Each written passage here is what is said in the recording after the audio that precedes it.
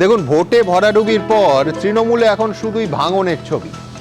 একদিকে মুখ খুলছেন একের পর এক বিধানসভা লোকসভা জনপ্রতিনিধিরা, অন্যদিকে পদ ছাড়ার হিড়িক পড়ে গেছে কাউন্সিলরদের মধ্যে। এই কদিনে পদত্যাগীর সংখ্যাটা গিয়ে পৌঁছেছে ১১৫-তে। আর এ নিয়েই আমাদের প্রথম প্রশ্ন। ভোটে ভরাডুবির পর তৃণমূল যেন তাসের ঘর। একদিকে বিদ্রোহী সাংসদ বিধায়করা, অন্যদিকে গণ ইস্তফা কাউন্সিলরদের। যদিও রিগিং তত্ত্বে এখনো অনড় তৃণমূল নেত্রী। ১.৫ দশকের ক্ষমতার দম্ভেই কি বাস্তবকে মেনে নিতে পারছে না তৃণমূলের শীর্ষ নেতৃত্ব? দ্বিতীয় প্রশ্ন।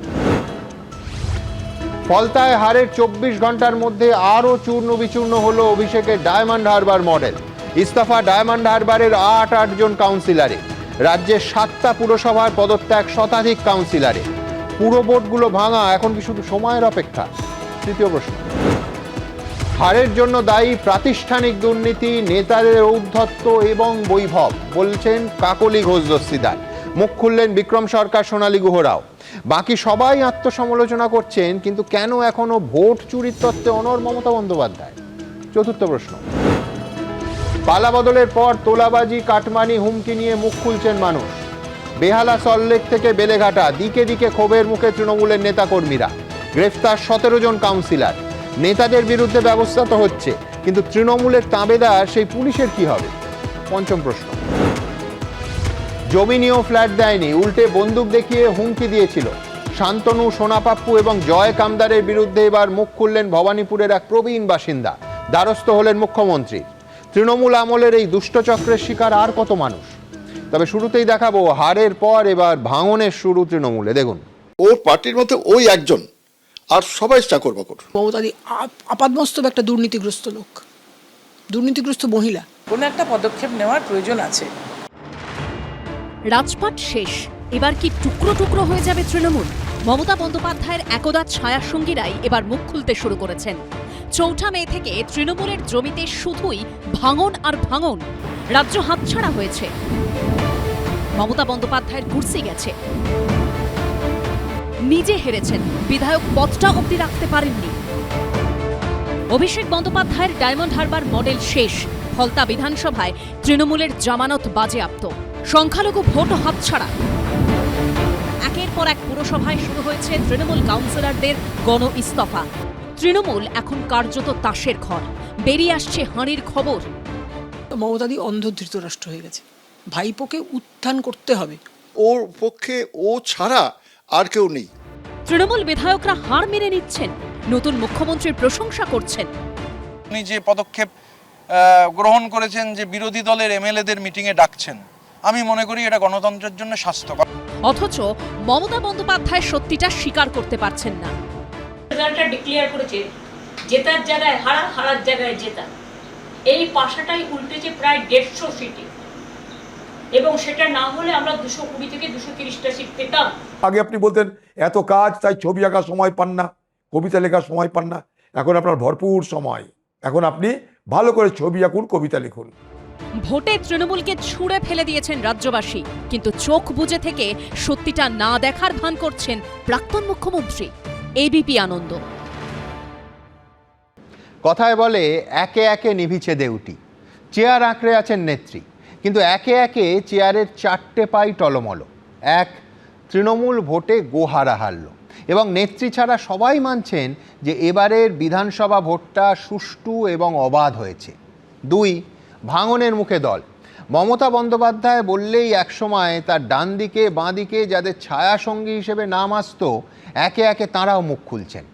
3, মাত্র 1 সপ্তাহের মধ্যে তৃণমূল শাসিত একাধিক পুরসভার তৃণমূল কাউন্সিলরদের পদত্যাগেই কার্যত তাসের ঘরের মতো ভেঙে পড়ছে বোর্ড। গত কয়েকদিনে 7 পুরসভার 115 জন তৃণমূল কাউন্সিলর নিজে থেকে ইস্তফা দিয়েছেন। এবং চতুর্থ, যেটা তৃণমূলের পক্ষে সবথেকে আশঙ্কার, নেত্রীর শেষ সম্বল মুসলমান ভোট ব্যাংক। কালকে ফলতার ফলাফল দেখিয়ে দিল সংখ্যালঘুরাও তৃণমূলের দিক থেকে মুখ ফিরিয়ে নিয়েছে। তাই 4 দলের লড়াইয়ে তৃণমূল হয়েছে চতুর্থ, মানে কার্যত লাস্ট বয়। কিন্তু তা সত্ত্বেও ওই যে বললাম, চেয়ারের 4টে পা ভেঙে গেলেও চেয়ার ছাড়তে নারাজ নেত্রী। আর তা দেখেই কংগ্রেস ওয়ার্কিং কমিটির সদস্য অধীর চৌধুরী বলেছেন যে 15 বছরের বদভ্যাসে মানুষের রায় মানতে পারছেন না মমতা বন্দ্যোপাধ্যায় এখনও। কিন্তু কোন মমতা বন্দ্যোপাধ্যায়? গোটা দেশ যে নেত্রীকে চিনত স্ট্রিট ফাইটার বলে, যে নেত্রী 2004 সালের একজন সাংসদের দল হওয়ার পরও ঘুরে দাঁড়িয়েছিলেন, সেই নেত্রী একবারও গ্রামেগঞ্জে নেতা সমর্থকদের পাশে দাঁড়াতে ছুটে যাননি ফল প্রকাশের পর 3 সপ্তাহে। তিনি বলছেন যে মাঝে মাঝে তিনি ফেসবুকে লাইভ আসবেন। এ কোন মমতা বন্দ্যোপাধ্যায় যিনি সোশ্যাল মিডিয়ায় থাকছেন অথচ নিজের কর্মী সমর্থকদের পাশে নেই? বিশ্বনাথ চক্রবর্তী কি বলেন? দেখুন, এই মমতা বন্দ্যোপাধ্যায় সেই মমতা বন্দ্যোপাধ্যায় যার হাতে মানে হাজার হাজার বিরোধী কর্মীদের রক্তের দাগ লেগে আছে। এই মমতা বন্দ্যোপাধ্যায় সেই মমতা বন্দ্যোপাধ্যায় যিনি এই রাজ্যের রাজনৈতিক হিংসাটাকে দিনের পর দিন প্রমোট করেছেন। এই মমতা বন্দ্যোপাধ্যায় সেই মমতা বন্দ্যোপাধ্যায় যিনি পুরো প্রশাসনিক ব্যবস্থাটাকে মানে নিজের পছন্দতন্ত্রে পরিণত করেছিলেন। এই মমতা বন্দ্যোপাধ্যায় সেই মমতা বন্দ্যোপাধ্যায় যিনি 15 বছর বাঙালিকে মানে কয়েক যুগ পিছিয়ে দিয়েছেন। এই মমতা বন্দ্যোপাধ্যায়, আপনি মনে রাখবেন যে বিরোধী নেত্রী মমতা বন্দ্যোপাধ্যায় ছিলেন সততার প্রতীক। আজকে 15 বছর শাসন করার পরে তিনি এক দুর্নীতির প্রতীকে পরিণত হয়েছে। 15 বছর আগে মমতা বন্দ্যোপাধ্যায় যখন ক্ষমতায় এসেছিলেন তখন উনাকে দেখে সবাই দিদি দিদি বলতেন, আজকে তাকে দেখে কাউন্টিং সেন্টার থেকে চোর চোর বলছেন। ফলে পুরো ট্রান্সমিশন মানে একটা পুরো কমপ্লিট ট্রান্সফরমেশন ঘটে গেছে। এবং আমি বলছি যে 3-4টে বড় আবার ভুল করতে শুরু করেছেন। একটা হলো যে এই রায়টাকে না মেনে নেওয়া, যেটা তার দলের নেতাকর্মী সমস্ত স্তরের মানুষ বলছে। মানুষ তার অভিজ্ঞতা দিয়ে দেখেছে যে কিভাবে শান্তিপূর্ণ একটা নির্বাচন গত 15 বছরের মধ্যে প্রথম হলো। ফলে মানুষের অভিজ্ঞতাটাকে অস্বীকার করে দিয়ে তিনি প্রথম ভুলটা করছেন বা বিভ্রান্তির মধ্যে থাকছেন। তাহলে হ্যালোজেনিক কিছু একটা ব্যবস্থা তার হয়েছে, যার জন্য উনি স্মৃতিভ্রম হয়ে যাচ্ছেন। তিনি মনে করছেন যে আমি এখনও 14 তলায় নবান্নের মধ্যে বসে আছি। ফলে এটা খুব সিরিয়াসলি একটা প্রবলেম, ওনার মানসিক প্রবলেম কিনা আমি জানি না, এটা দেখার খুব দরকার আছে। দ্বিতীয় যে বিষয়টা সেটা হলো এই মমতা বন্দ্যোপাধ্যায় তিনি কেন আজকে ফলতার মতন কনস্টিটিউয়েন্সিতে যেখানে পুনর্নির্বাচন হলো বা তার কর্মী সমর্থকদের কাছে তিনি যেতে পারছেন না কেন? কারণ যেতে পারছেন না, তিনি এতটাই তার কর্মী সমর্থকরা দুর্নীতিগ্রস্ত হয়েছেন যে তাকে দেখলেই চোর চোর বলছেন। ফলে মমতা বন্দ্যোপাধ্যায় বেরোনোর মতন ক্ষমতার সাহস আজকে নেই, তিনি হেরে গেছেন। এবং দ্বিতীয় যে বিষয়টা আপনাকে বলছি যে আপনি চুপ করে গেলেন, আপনার প্রার্থীকে সরিয়ে নিলেন, কিন্তু আপনি বলছিলেন যে না আমাদের দলের অবস্থান প্রার্থীর অবস্থান এক নয়। তারপরেও সাধারণ মানুষ কিন্তু আপনার প্রতীকে ভোট দেয়নি। আপনি 4র্থ স্থান, আপনি গোহারা হেরেছেন। এবং এখনো কোনো দল ব্যবস্থা নেয়নি কিন্তু। এবং ফলতার নির্বাচন দেখলো যে একদিকে হিন্দু ভোটের কনসলিডেশন আরও বেড়েছে, আর মুসলমান ভোটটা যেটা আপনার বছরকে বছর পাচ্ছিলেন সেই ভোটটা বামপন্থীদের কাছে শিফট হয়ে গেছে। আপনি কি নিয়ে রাজনীতি করবেন মমতা বন্দ্যোপাধ্যায়? আপনি যেই মুহূর্তে রাস্তায় নামবেন, যেই মুহূর্তে আপনি ফেসবুক করছেন, সেই মুহূর্তে আপনার সামনে আয়নাটা রেখে দিচ্ছে মানুষ, আয়নার সামনে রেখে বলছেন যে কিভাবে দুর্নীতি করছে। আজকে আপনার কাউন্সিলররা মানে আপনি যখন মিটিং ডাকছেন, এমএলএরা আসছে না, এমএলএরা অস্বীকার করছে, কারণ আপনি নেত্রী হিসেবে আপনার বৈধতা আপনি হারিয়ে ফেলেছেন। অনেকের কাছে এখন আর মানে গ্রহণযোগ্য নন আপনি। একইভাবে কাউন্সিলরদের মিটিং ডাকছেন, কাউন্সিলররা হাজির হচ্ছেন না। কার্যত আপনার যে লেজিটিমেসি ছিল, বৈধতা ছিল নেত্রী হিসাবে, সেই বৈধতা দিতে রাজি নয় অনেক কাউন্সিলরই। আপনাকে নেত্রী বলে মানতেই রাজি থাকছে না তারা। এবং আজকে যে কাউন্সিলররা নিজের থেকে স্বতঃপ্রণোদিতভাবে তারা যে আজকে পদত্যাগ করছেন একের পর এক পুরসভায়, বহু কাউন্সিলর শুধুমাত্র বিজেপি যদি গেটটা খুলে দেয় সমানে ঢুকে যাবে। অর্থাৎ কার্যত মানে দলটা আগামী দিন থাকবে কিনা সেই প্রশ্ন। একের পর এক মানে এমএলএরা একদম জেনুইনভাবে আমি বলছি যে তারা দিল্লিতে যোগাযোগ করছে রাহুল গান্ধীর অফিসে যে কিভাবে তারা কংগ্রেসের সাথে যোগ দিবে। ফলে এই মমতা বন্দ্যোপাধ্যায়ের পক্ষে আবার মানে ঘুরে দাঁড়ানো, যেই মুহূর্তে তিনি কোনো বিষয় নিয়ে আলোচনা করবেন, ফেসবুকে হোক জনসভায় হোক, সঙ্গে সঙ্গে তার 15 বছরের যে লেগেসি, তিনি যে 15 বছর কুশাসন পরিচালনা করেছিলেন, তিনি যেভাবে মানে কার্যত বলা যায় বিরোধী শূন্য করেছিলেন। আজকে আপনি প্রশ্ন তুলছেন যে আমার যে চেয়ারে বসেছে তার নামটা মানে উল্লেখ করতে আমার লাগে, দ্বিধা লাগে, ঘৃণা লাগে। আপনার মিনিমাম যদি গণতান্ত্রিক একটা চেতনা থাকতো, মিনিমাম 40 বছর 50 বছর ধরে আপনি গণতন্ত্রের মধ্যে আছেন, গণতন্ত্রের সমস্ত সুযোগ সুবিধাগুলো ভোগ করছেন, অথচ গণতান্ত্রিক নিয়মগুলো মানছেন না। আপনি আজকে যে মুখ্যমন্ত্রী শুভেন্দু অধিকারীর নাম বলতে আপনার ঘৃণা লাগে, তার কারণ আপনি 14 তলায় বসে আপনি মানে আমলারা যেভাবে বলতো সেই তাদের কান দিয়ে আপনি দেখতেন। আজকে শুভেন্দু অধিকারী কিন্তু জনতার দরবারে গিয়ে মানুষের কাছে মানুষের সুযোগ অসুবিধেগুলো বুঝবার চেষ্টা করছেন, সমাধান চেষ্টা করছেন। ফলে আপনি দিনের পর দিন কিন্তু বহুদূর আরও বহুদূরে চলে যাচ্ছেন, আর শুভেন্দু অধিকারী কিন্তু আরও কাছে আরও মানুষের কাছে চলে আসছে। ফলে এই মমতা বন্দ্যোপাধ্যায় কিন্তু আমরা সত্যিই রেখে অভ্যস্ত নেই। আজকে তিনি মানে প্রত্যাখ্যিত, মানুষের দ্বারা প্রত্যাখ্যান হয়েছে, এবং নিজের স্বভাব দোষের জন্য, যেটা যে গণতন্ত্রের বেসিক নিয়ম যে যিনি জয়ী হয়েছে তাকে সম্মান জানানো, আজকে আপনি যে দিনের পর দিন তাকে অবজ্ঞা করছেন, তার নাম নিতে অস্বীকার করছেন, আপনি কিন্তু আরও মানুষের থেকে আরও বেশি দূরে সরে যাচ্ছেন। বেশ, একটা খুব গুরুত্বপূর্ণ অংশ বিশ্বনাথ দা বললেন, সেটা হচ্ছে সংখ্যালঘু ভোট। আমি বলছি যে অথচ এই মুসলিম ভোট দখলে রাখতে কি না করেছে তৃণমূল কংগ্রেস। একটা মন্তব্য যেটা গোটা রাজ্য জুড়ে কেন বলবো, গোটা দেশ জুড়ে হইচই ফেলে দেয়। মমতা বন্দ্যোপাধ্যায় যদি একটি মন্তব্যকে এই নির্বাচনে ভরাডুবির জন্য সবথেকে বেশিভাবে দায়ী করা হয়, সবথেকে বড় ভূমিকা নেওয়ার কথা বলা যায় সেই মন্তব্য, যেটা কিন্তু সংখ্যালঘু মানুষদের কার্যত তিনি একটা প্রায় গুন্ডা বাহিনীর মতো করে কল্পনা করেছিলেন, সেইভাবে মানুষকে কার্যত ভয় দেখাতে ব্যবহার করেছিলেন। কি বলেছিলেন মমতা বন্দ্যোপাধ্যায়? আবার বলছি, ব্যক্তিগতভাবে আমি মনে করি এই মন্তব্যের একটা তীব্র অভিঘাত হয় ধর্ম বর্ণ নির্বিশেষে বঙ্গ সমাজে। কি সেই মন্তব্য দেখুন। আমরা আছি বলে না আপনারা সবাই ভালো আছেন,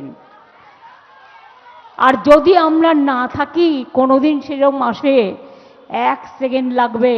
একটা কমিউনিটি যখন জোট বাঁধে না, ঘিরে ফেললে 1 সেকেন্ডে দেবে একদম 12টা বাজিয়ে। না, আমরা বিশ্বাস করি হিন্দু যেরকম নাগরিকরা এই রাজ্যের এই দেশের বাসিন্দা, তেমনই মুসলমান নাগরিকরা এই রাজ্যের এই দেশের বাসিন্দা। তারা কেন এইভাবে জোট বাঁধবে, ঘিরে ধরে আরেকটা সম্প্রদায়ের ওপর আক্রমণ করবেন? কিন্তু মমতা বন্দ্যোপাধ্যায় রাজনীতির কূট কৌশলে এই ভয়টা দেখিয়েছিলেন কার্যত জুজুর মতো। আরেকটা, একদিকে মুসলমান ভোটকে সঙ্গবদ্ধ রাখতে, দখলে রাখতে, অন্যদিকে হিন্দু ভোটকে ভয় দেখাতে। ভয়ঙ্কর অভিযোগ উঠেছিল সেই সময়। আবার বলছি, এই একটি মন্তব্য কিন্তু তার অভিঘাত সরাসরি বঙ্গ সমাজকে নাড়িয়ে দিয়েছিল। আমি আমার পরের প্রতিবেদনে যাব, সে তো ভোটের আগে নাড়িয়ে দেওয়া হলো, কিন্তু এখন মোটামুটি যেভাবে তৃণমূলটা নড়ছে তাতে তাসের ঘরের মতো একটার পর একটা বোর্ড ভেঙে পড়ছে। ঠিক কি ছবিটা আবার বলছি, সংখ্যাটা 7টা পুরসভায় গত 7 দিনে 115 জন কাউন্সিলর পদত্যাগ করেছেন। পরের প্রতিবেদন। প্রথমে বিধানসভায় বিপর্যয়, পরাজিত খোদ মমতা বন্দ্যোপাধ্যায়, হাতছাড়া সাম্রাজ্য। এরপর ফলতায় সামনে চলে এলো অভিষেক বন্দ্যোপাধ্যায়ের ডায়মন্ড হারবার মডেলের কঙ্কালসার চেহারা। হাতছাড়া হলো প্রাণ ভোমরা সংখ্যালঘু ভোটও। আর এরই মধ্যে জেলায় জেলায় পুরসভায় ইস্তফা দিচ্ছেন তৃণমূলের কাউন্সিলররা। আর এবার পুরসভায় পদত্যাগের হিড়িক পৌঁছে গেল একদা তৃণমূলের গড় দক্ষিণ 24 পরগনাতেও। শুরুটা হলো অভিষেক বন্দ্যোপাধ্যায়ের ডায়মন্ড হারবার থেকেই। সোমবার গণ ইস্তফা দিলেন ডায়মন্ড হারবার পুরসভার 8 জন কাউন্সিলর। আরও খান হয়ে গেল অভিষেক বন্দ্যোপাধ্যায়ের ডায়মন্ড হারবার মডেল। ডায়মন্ড হারবারের মডেল টডেল বলে কিছু নয়, এখানে পুলিশি মডেল চলে। গত কয়েকদিনে রাজ্যের 7টি পুরসভা মিলিয়ে ইস্তফা দেওয়া তৃণমূল কাউন্সিলরের সংখ্যাটা সেঞ্চুরি পার করে গেছে।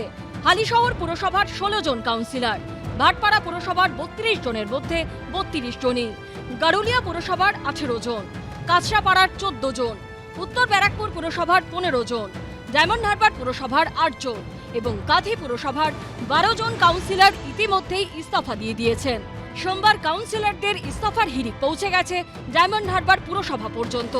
ডায়মন্ড হারবার পুরসভায় মোট আসন 16, সবকটি আসনই ছিল তৃণমূলের দখলে। এর মধ্যে ইস্তফা দিলেন 8 জন কাউন্সিলর। এখানে আমাদের পুলিশের কথাতেই উঠতে বসতে হতো, সেই পুলিশগুলোকে কন্ট্রোল করা হতো উপর মহল থেকে। উত্তর 24 পরগনার উত্তর ব্যারাকপুরে গণ ইস্তফা দিলেন 1 ডজনেরও বেশি তৃণমূল কাউন্সিলর। পুরসভায় রয়েছে 23টি ওয়ার্ড। ইস্তফা দিলেন পুরপ্রধান সহ 15 জন কাউন্সিলর।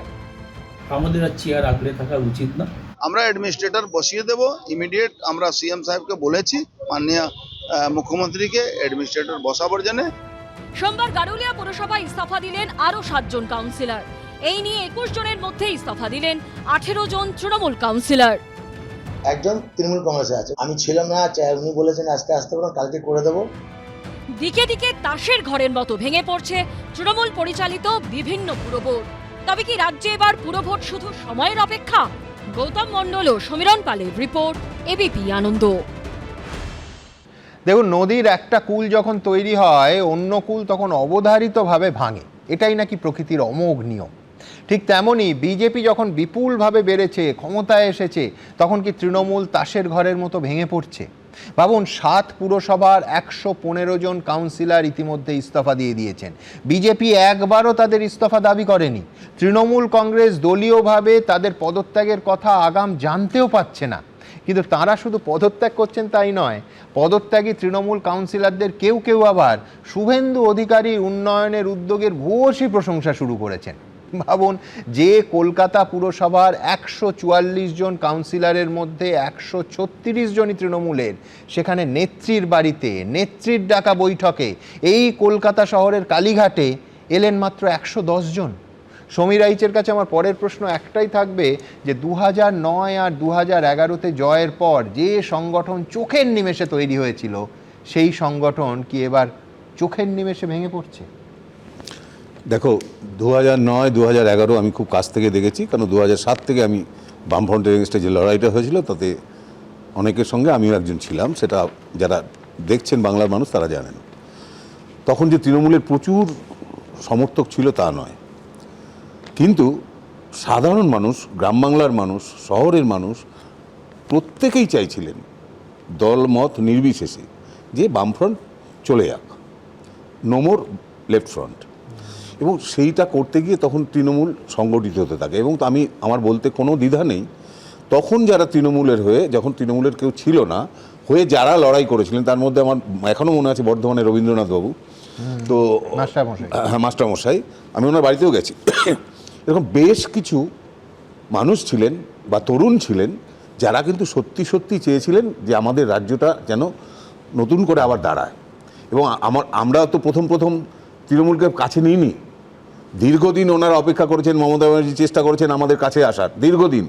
তারপরে আমাদের মনে হয়েছিল যে ঠিক আছে, বামফ্রন্টকে হাঁটাতে গেলে বিকল্প মুখ কে, আমাদের মধ্যে আলোচনায় উঠে আসে। তখন ন্যাচারালি উনি তখন চারদিকে গ্রামে গঞ্জে গিয়ে আন্দোলন করছেন এবং মনে হচ্ছে যে ওনার, এবং কথাবার্তায় আমাদের সামনে যখন বসে থাকতেন, মানে এইগুলো তো বলা যায় না টেলিভিশনে, তাও আমার মনে আছে আমরা যখন জিজ্ঞেস করতাম যে আপনি যদি মুখ্যমন্ত্রী হন কীভাবে চালাবেন, আমার এখনও মনে আছে সেই মুখটা না, মানে আমি যদি রুদ্রনীল হতাম খুব ভালো হতো, আমি দেখাতে পারতাম এক্স্যাক্টলি উনি কীভাবে বলেছেন, আপনারা যা বলবেন, যেমনভাবে বলবেন সেইভাবে রাজ্য চলবে। এবং শুধু তাই না, বিধানসভার পরিষদ তৈরি হবে। সুমন, মনে করে দেখো, এই কথাটা উনি বলেছিলেন যে শহরের বা বাংলার বিশিষ্ট মানুষদের নিয়ে বিধানসভায় একটা পরিষদ গঠন হবে যারা অ্যাডভাইসারি কমিটি হিসেবে কাজ করবে। দিন 7 মধ্যে সব ভুলে গেলেন। এবং আমি অদ্ভুতভাবে দেখলাম এই ভদ্রমহিলাকে, যাকে আমাদের মনে হতো, এবং সত্যি সত্যি উনি যখন বলতেন না মাটিতে বসতেন, আমরা সোফায় বসতাম তখন, তারপরে উনি সোফায় বসতেন, আমাদের মাটিতে শোয়ানোর চেষ্টা করেছেন, যাই হোক। কিন্তু তখন ওই মুখটা দেখে মনে হতো এই তো সেই মুখ যাকে বাংলার প্রয়োজন।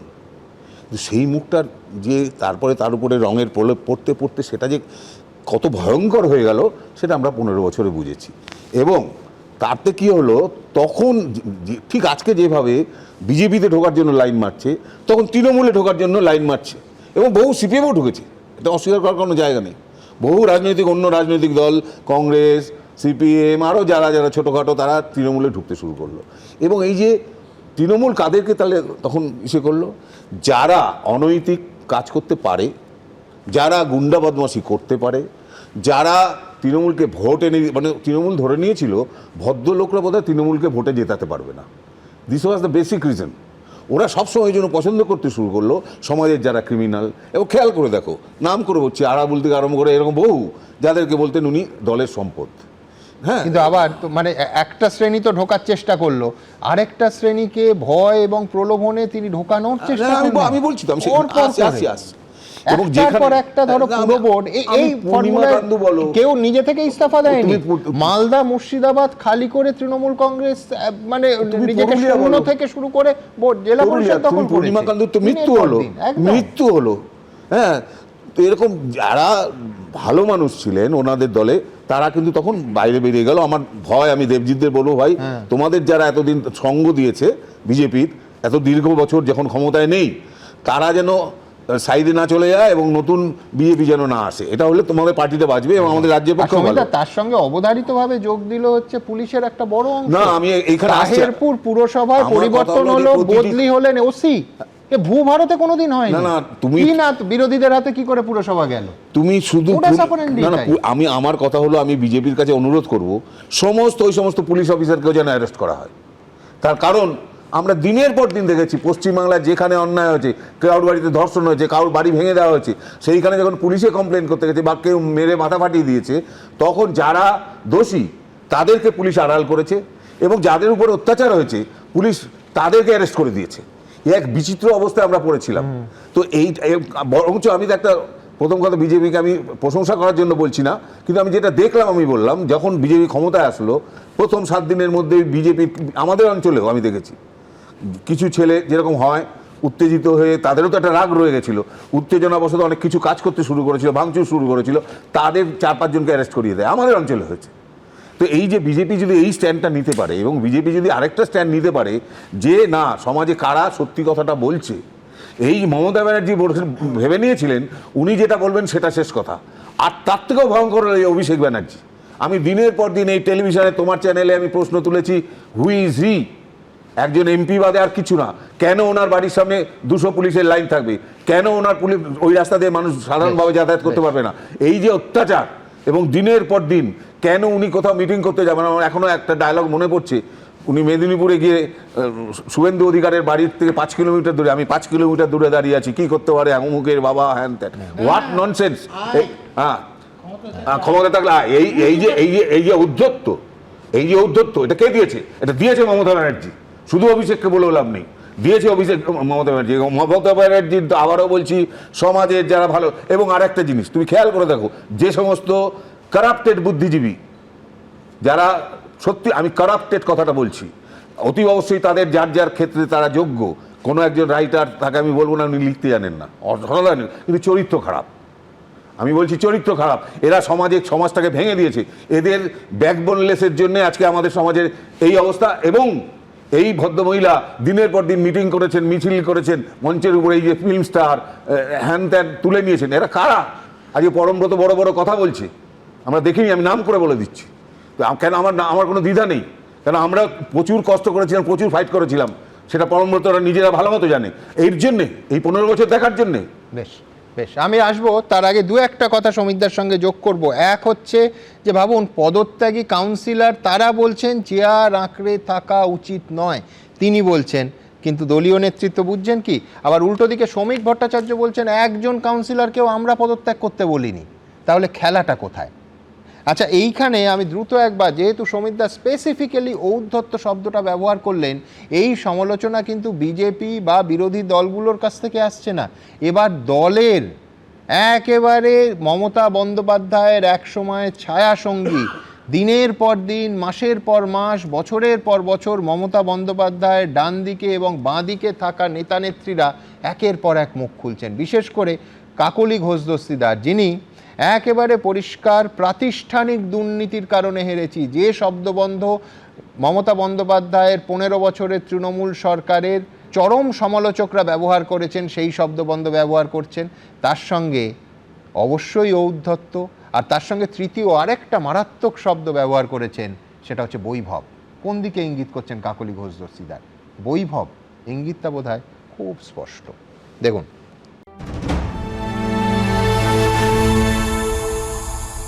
বিগত কয়েক বছরে যে বৈভব, যে অস্বচ্ছতা, যে দুর্বৃত্তায়ন ঘটেছিল, তাতে আমার কোনো সহমত ছিল না। স্বচ্ছতার বিরুদ্ধে এবং এই বৈভবের বিরুদ্ধে এবং এই যে প্রাতিষ্ঠানিক দুর্নীতির বিরুদ্ধে সর্বস্তরে নিশ্চয়ই কিছু বলার প্রয়োজন আছে।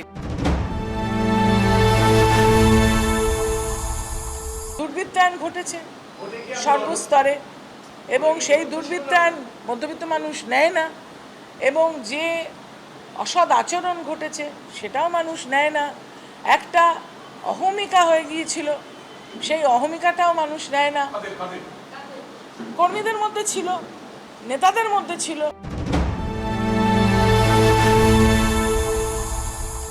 হঠাৎ করে কোনো ভুঁইফোড় সংস্থা আসলো, তারা এসে ধমকালো। আমি তো আইপ্যাককে নিয়োগ করিনি, নিয়োগকর্তারাই বলতে পারবেন। কিন্তু ওইটুকুটুকু বাচ্চা ছেলেমেয়েরা কীভাবে আমাদেরকে কর্মীদেরকে হেনস্থা করেছে, কর্মীদেরকে গালমন্দ করেছে, এবং ওনাদের চালিত পথ নিশ্চয়ই সঠিক ছিল না, যার জন্য এই বিপর্যয় বলে আমার মনে হয়। বিভিন্ন যে পৌরসভাগুলোতে যেভাবে অনৈতিকভাবে দুর্নীতি নিয়োগ হয়েছে, সেগুলো তো অদ্ভুতভাবে গত 3-4 বছরে আমরা কিছু জানতে পেরেছি। ভেতর ভেতরে কী হয়েছে তো কিছু জানতে পারিনি। ভেতর ভেতরে এরা যে করেছে সেটা তো আমরা কিছু ওপর থেকে বুঝতে পারিনি, অন্তত আমি বুঝতে পারিনি। দেখুন, আরেকজন ছায়াসঙ্গী যিনি অবশ্য অনেক বছর বিক্ষুব্ধ, মাঝে একবার বিজেপিতেও যোগ দিয়েছিলেন, সোনালী গুহ। একটা দীর্ঘ সময়, কয়েক দশক মমতা বন্দ্যোপাধ্যায় মানেই সোনালী গুহ। তিনি কি বলছেন দেখাবো।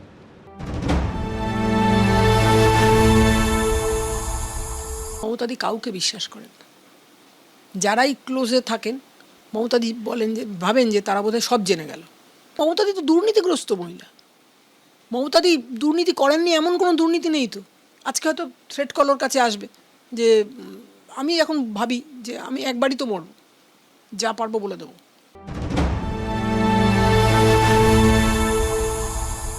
অভিষেক আমার সন্তানের মতো। অভিষেক সম্বন্ধে যত কম বলে যে the least said the better. Abhishek তো কোনো আন্দোলন করে নেতা হন। অভিষেক বন্দ্যোপাধ্যায় কোটার মাধ্যমে নেতা হয়েছে। ওনার কোনো বিগত ইতিহাস দেখুন, ওনার কোনো ছাত্র আন্দোলন নেই, ওনার কোনো ছাত্র রাজনীতি নেই। 21শে জুলাই কিন্তু মমতাদি একটা মারও খাননি। সব মার খেয়েছিলাম আমি, অশোকা, গৌতম বোস। তিনি আজকে পৃথিবীতেই নেই। উনি যে হসপিটালে ভর্তি হয়েছিলেন, ওই তো উনি তো বারবার হাসপাতালে ভর্তি হন। মিনতি অধিকারীর মাথা ফাটা রক্ত, সেটা মমতাদি শাড়িতে হয়তো লেগেছিল। সিগুড়ে কি উনি মার খেয়েছিলেন?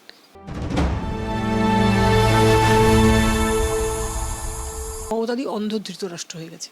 ভাইপোকে উত্থান করতে হবে। আমরা যারা মানে যাদের একটু ক্রেডিবিলিটি আছে, তারা যাদের ভাইপোকে না টপকাতে পারি, তাই মমতাদির এই অন্ধ ধৃতরাষ্ট্রের। ধৃতরাষ্ট্র যেমন অন্ধ ছিলেন, তিনি প্রকৃতই অন্ধ ছিলেন।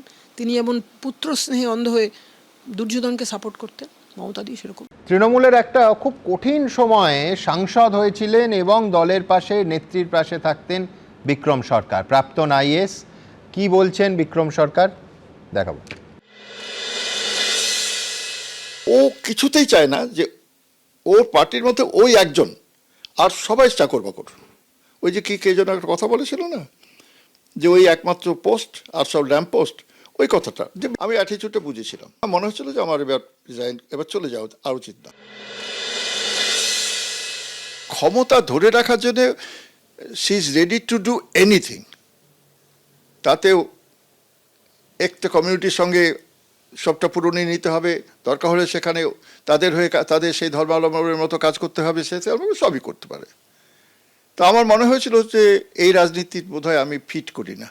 এবার ফ্যালাসিটা দেখুন। যারা সামনে পেছনে 10 গাড়ির পুলিশ নিয়ে ঘুরতেন, সবার আগে আত্মসমর্পণ করছেন তারাই। ভাবুন, যে স্বঘোষিত পুষ্পা কয়েকদিন আগে ওই হুঙ্কার দিচ্ছিলেন, পুষ্পা ঝুঁকেগা নেই, ভোটের আগে সেই শুধু ঝুঁকলো তাই নয়, ভোটের ফলাফলে 4র্থ স্থানে নামিয়ে তৃণমূলকে একেবারে শুইয়ে দিল ফলতার এতদিন ভোট দিতে না পারা জনগণ। কিন্তু কথা হলো, আদি তৃণমূল বলতে মানুষ যাদের বোঝে, তারাই যদি দলের শীর্ষ নেতৃত্বকে এই কঠোরতম সমালোচনা করেন, তাহলে আর বিরোধীরা কি বলবে? ভাবুন, কাকলি ঘোষ দস্তিদার, একসময় যাকে মমতা বন্দ্যোপাধ্যায়ের ছায়াসঙ্গী বললেও কম বলা হয়, তিনি বলছেন প্রাতিষ্ঠানিক দুর্নীতি, নেতৃত্বের বৈভব এবং নেতৃত্বের ঔদ্ধত্য। এমনকি নেত্রী ব্যস্ত, তাই কাকলির ফোন ধরেন না। আর কি বলতে বাকি রেখেছেন? দুঃসময়ের সঙ্গী বিক্রম সরকার, আরেক ছায়াসঙ্গী, তিনি অবশ্য বহুদিন বিক্ষুব্ধ, বিজেপিতে মাঝে গেছিলেনও। যেমন সোনালী গুহ মুখ খুলেছেন। এমনকি কয়েকদিন আগে সেচ মন্ত্রী ছিলেন যিনি, সেই মানস ভূঁইয়ার মুখে শুভেন্দু অধিকারীর প্রশংসা। তিনি গর্বিত বর্তমান মুখ্যমন্ত্রীর জেলার মানুষ হিসেবে। ভাবুন, অনির্বাণের কাছে এবার অবশ্যই আসতে হবে যে আক্রমণ তো আর এখন বিরোধীদের করতে হচ্ছে না, তৃণমূলের অন্দরমহলই যথেষ্ট। তাই তো অনির্বাণ? না, সেটা ঠিক আছে। একদিক থেকে ভালো যে মুখোশগুলো যদি যত খসে পড়বে, তত যাদের মুখটা রয়েছে তারা অন্তত মানুষের কাছে যেতে পারবেন। কারণ মুখোশ আর মুখের তফাৎটা মানুষরা সত্যি ভালো বুঝতে পারেন, আর ক্রাইসিসের সময় সেটা আরও বেশি ভালো করে বোঝা যায়। আজকে যে অভিযোগগুলি যারা আমি দলের যারা করছেন তাদের কথা বলছি, তারা মূলত এই যে ক্ষমতার বলয় যেটা নিয়ে তাদের এত গাত্রদাহ আজকে আমরা দেখতে পাচ্ছি, তারা তো সেই ক্ষমতার বলয়ের যাবতীয় সুযোগ সুবিধা বলতে যা বোঝায় সবটাই তো তারা সেই সময় চেটেপুটে নিয়েছিলেন। এটা তো কেউ বলতে পারবেন না তারা ক্ষমতার বলয়ের বাইরে থেকে সেই কোট আনকোট বৈভবের থেকে দূরে থেকে পায়ে হাওয়াই চটি পরে ট্রেনে বাসে করে গিয়ে তারা নিজেদের মোড়লগিরিগুলো চালাতেন, সেটা তো করতেন না। সেটা যারা করতেন বা সেটা যারা করেন সেটা মূলত কর্মীরা, তৃণমূল স্তরের কর্মীদের মধ্যেকার যে ক্ষোভ বিক্ষোভ যেটা এই মুহূর্তে রয়েছে, আমি একদম সততার সঙ্গে বলছি, সেইগুলোকে আমরা অনেক বেশি গুরুত্ব দিয়ে দেখার চেষ্টা করছি এবং করব। সেখানে কতটা আমরা সাফল্য পাবো না সেটা পরের কথা, কিন্তু মূল ভিত্তি সেই কর্মীরা যারা যেটা বললাম কার্যত ছেঁড়াচটি পরে ট্রেনে বাসে করে গিয়েও দলটা করেছে, ভালোবেসে করেছে, এবং যারা ক্ষমতার যাবতীয় সুযোগ সুবিধা চেটেপুটে নিয়ে আজকে তাদের গিয়ে মনে হচ্ছে যে এইগুলো এত খারাপ হয়েছিল, মমতা বন্দ্যোপাধ্যায় অত্যন্ত খারাপ মানুষ। যদি এতই খারাপ মানুষ তিনি হয়ে থাকবেন, তার কাছে আপনি ছিলেন কেন? যে সময়টা আপনি ছিলেন তার কাছে, তিনি তখন খুব ভালো ছিলেন, হেরে মানে আজকে এই ফলাফলের পর তিনি হঠাৎ করে খারাপ হয়ে গেছেন, এটা তো হতে পারে না। যদি তিনি ভালো থেকে থাকেন তখনও ছিলেন, এখনও আছেন, আর যদি খারাপ হয়ে থাকেন তখনও খারাপ ছিলেন। তাহলে খারাপ মানুষটার জন্য ক্ষমতায় আপনি নিজেও সুযোগ সুবিধা পেয়েছিলেন, তাই তার সঙ্গে তখন ছিলাম। এখন যেহেতু তিনি ক্ষমতার সেই তথাকথিত সেন্টারে নেই, অতএব তিনি খুব খারাপ মানুষ, এবার তাকে ছেড়ে আমি চলে গেলাম। দেখুন, এইখানে মমতা বন্দ্যোপাধ্যায় খারাপ কিনা সেটা আমি জানি না, যারা এই সুযোগ সন্ধানীর হয়ে কাজ করছেন, সুবিধাবাদী মুখটা দেখাচ্ছেন, আসলে তারাই খারাপ মানুষ। আজকে যদি এখানে শুধু আমি যোগ করব যে ধরো এই পুষ্পা জাহাঙ্গীর সামান্য বলছি পদের দিক থেকে জেলা পরিষদের কর্মাধ্যক্ষ, Y+ না Z+ ক্যাটেগরির তিনি সিকিউরিটি পেতেন। আজকে তিনি হঠাৎ করে শুভেন্দু অধিকারী ফলতার উন্নয়নে মুগ্ধ হয়ে যাচ্ছেন, আমি সবটা বুঝলাম, কিন্তু আমি বলছি দল কি ব্যবস্থা নিচ্ছে? একজন প্রার্থী যিনি নমিনেশন উইথড্র করার শেষ দিন চলে যাওয়ার পরে ঠিক ভোটের আগের মুহূর্তে সরে গেলেন, কই দল তো অনির্বাণ বহিষ্কার করলো না তাকে?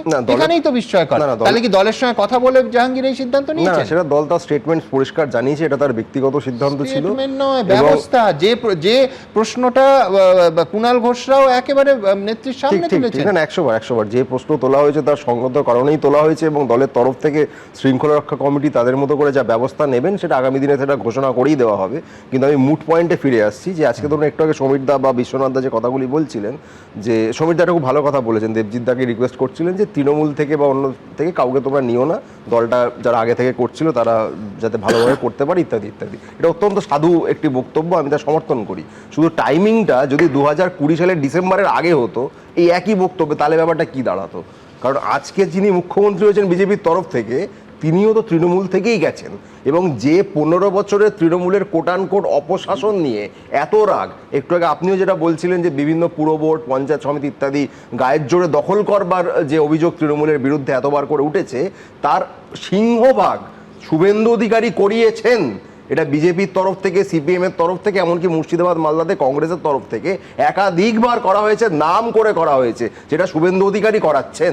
আজকে যদি এই যাবতীয় অভিযোগ, কিন্তু আমি বলছি একটা অনির্বাণ একটা তফাৎ হয়ে গেল, সেটা হচ্ছে শুভেন্দু অধিকারী যখন তৃণমূল ছেড়েছেন তখন তৃণমূল হচ্ছে রাজ্যের শাসন ক্ষমতায়, চূড়ান্ত ঝুঁকি নিয়ে 5 বছরের লড়াইটা বলবে না। আমি বলছি যে তুমি যে সুবিধাবাদের কথা বললে, আমি তোমার সঙ্গে একমত, সেই সুবিধাবাদী রাজনীতি করলে তো 3টে বিরাট দপ্তর নিয়ে শুভেন্দু থাকার কথা ছিল তৃণমূলে, ছাড়লেন কেন? আমি শুভেন্দু অধিকারীকে সুবিধাবাদী বলছি না, আমি বলছি সমীর দা, কিন্তু এদের সঙ্গে তোমার যে তুলনা যাচ্ছে না। আমি সমীর দা যেটা বলছিলেন যে, বা আপনিও যেটা বলছিলেন যে গায়ের জোরে পুরসভা ইত্যাদি দখল করার যে রাজনৈতিক অভিযোগ, তার সিংহভাগ ক্ষেত্রে আপনি ওই সময়কার আর্কাইভ খুলে দেখেন, আপনাদের চ্যানেল আর্কাইভ দেখুন, শুভেন্দু বাবুর নাম করে বিজেপি নেতারা, কংগ্রেস নেতারা বা সিপিএম নেতারা তার নাম করে বলতেন যে এই গায়ের জোরে দখল করার মূল কারিগর। এক মুকুল রায়ের কথা বলতেন আর শুভেন্দু অধিকারীর কথা বলতেন, এবং তারপরে বলতেন মমতার নির্দেশে করছে। আচ্ছা, যদি তাই হয়ে থাকবে তাহলে তার দায় আজকের বর্তমান মুখ্যমন্ত্রীর ঘাড়েও রয়েছে, তাহলে তার নামটা উচ্চারণ করতে সমীর দার কিন্তু এখন ভয়ে বুক কাঁপছে। না, প্রথম কথা, অনির্বাণের মতো ভীতু আমি নই। তার কারণটা হলো আমি তৃণমূল করি না, 1 নম্বর। দ্বিতীয় নম্বর, এই যে কথা বলছি যে শুভেন্দু নাম ছিল, মুকুল রায়ের নাম ছিল, ভালো কথা, কাদের অন বিহাফ অফ কাদের হয়ে করেছিল? তৃণমূল নিজে স্বীকার করছে। তার মানে ওই যে বোর্ডগুলো ভাঙা হয়েছিল তৃণমূল করেছে, এটা অনির্বাণের কথাতেই প্রমাণিত। একদম একদম একদম একদম একদম স্যার, অনির্বাণের নিজে স্বীকার করে নিলেন অফিসিয়ালি পাবলিকের কাছে। না, দ্বিতীয় বুঝতে না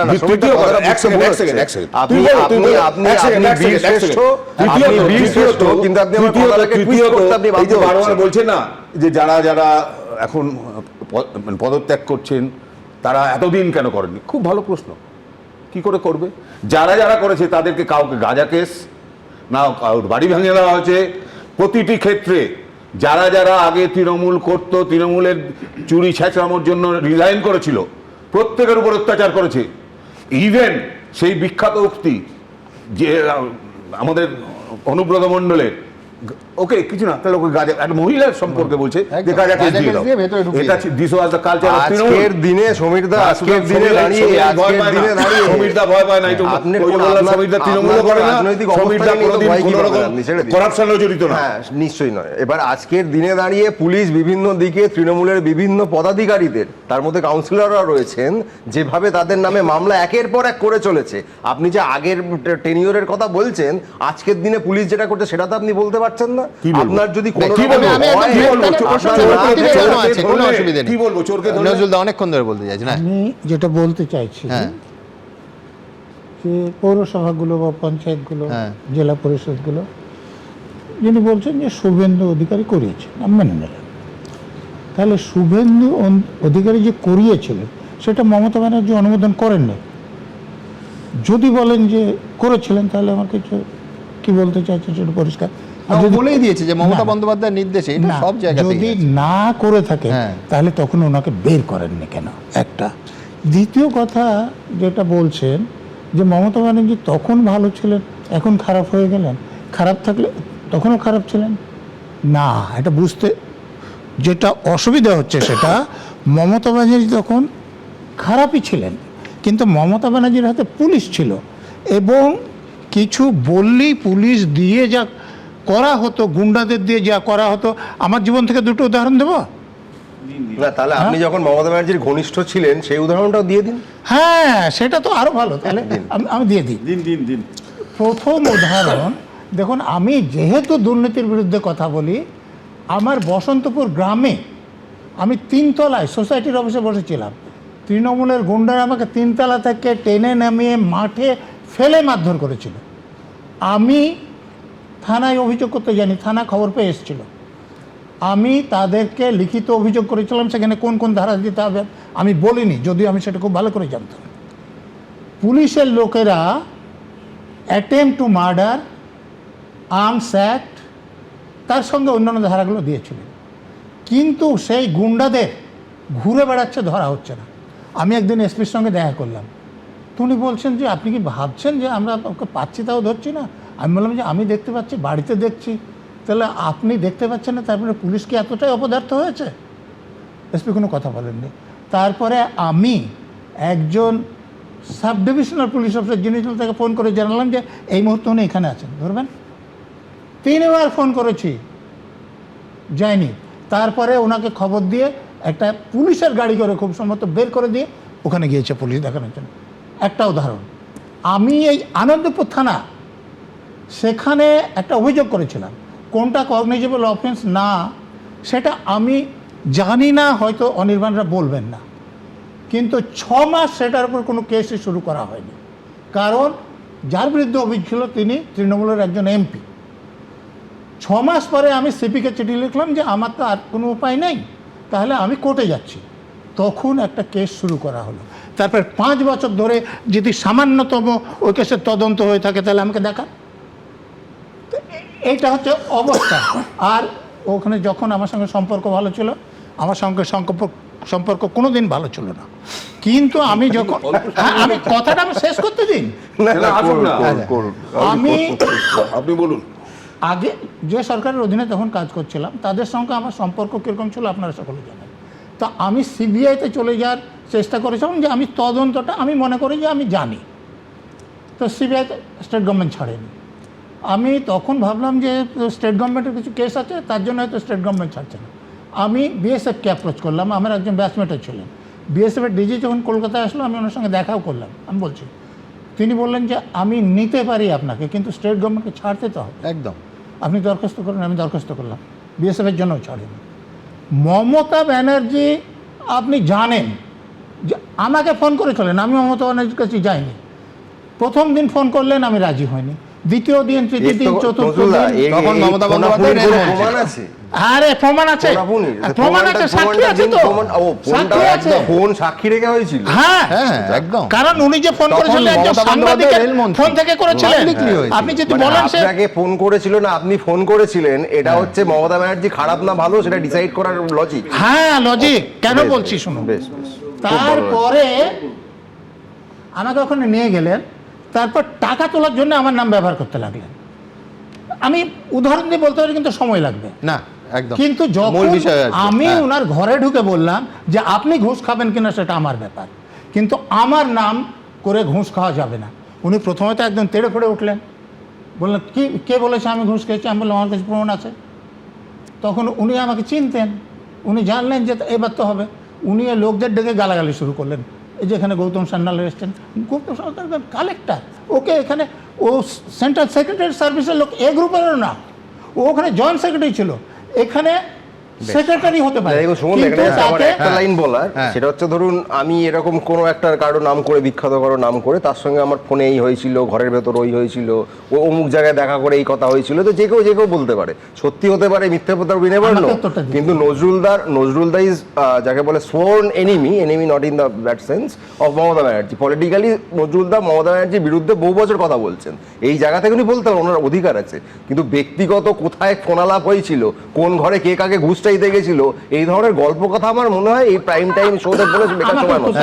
যদি আপনি সমালোচনা করতে চান 1000 বার করুন, এ নিয়ে আপনার যথেষ্ট অধিকার আছে। নজরুলদা ঠিক আছে,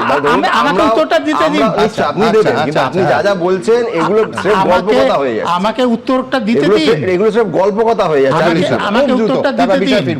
2021 সালের ভোটের আগে আমার একটা বই বেরিয়েছে, আনমাস্কিং মমতা ব্যানার্জি, সেখানে আমি এই কথাগুলো লিখেছি। তা আপনাদের যদি ক্ষমতা থাকে আমার নামে মামলা করুন।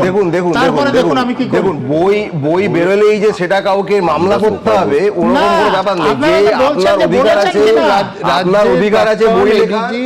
পুলিশ কর্তা তিনি যদি অন রেকর্ড রাখেন এবং সেটা যদি কেউ মনে করেন মিথ্যাচার হয়েছে, তিনি মামলা করবেন, এটাই তো স্বাভাবিক। মমতা ব্যানার্জি আমার বাড়িতে তো জন্মদিনের শুভেচ্ছা পাঠিয়েছিলেন, তার উত্তর কে লিখেছিল আপনি মমতা ব্যানার্জিকে জিজ্ঞেস করুন। মমতা ব্যানার্জির নামে পাঠিয়েছেন। আমি একদম ব্যক্তিগত থেকে এবার একটু বড় ছবিটা দেখি। বেশ, অনির্বাণের শব্দ বন্ধ। আচ্ছা আচ্ছা এবার একটা শব্দ বন্ধ অনির্বাণ ব্যবহার করলো, গল্প কথা, কিন্তু একেবারে বাস্তব সাধারণ মানুষের কথা এবার আপনাদের সামনে রাখবো।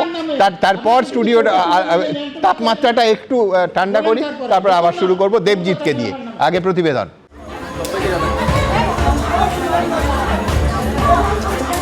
দিকে দিকে জনরোষের মুখে তৃণমূল, কোথাও তৃণমূল নেতাকে মার, যুব নেতাকে চড়থাপ্পড়। সল্টলেক শর্টসোনা থেকে হাওড়ার উলুবেড়িয়া দেখা গেল প্রায় একই ছবি। বেলেঘাটায় তৃণমূল নেতা ও প্রমোটার রাজু নস্করের ঘনিষ্ঠকে হাতের কাছে পেয়ে ক্ষোভে ফেটে পড়লেন স্থানীয় বাসিন্দারা।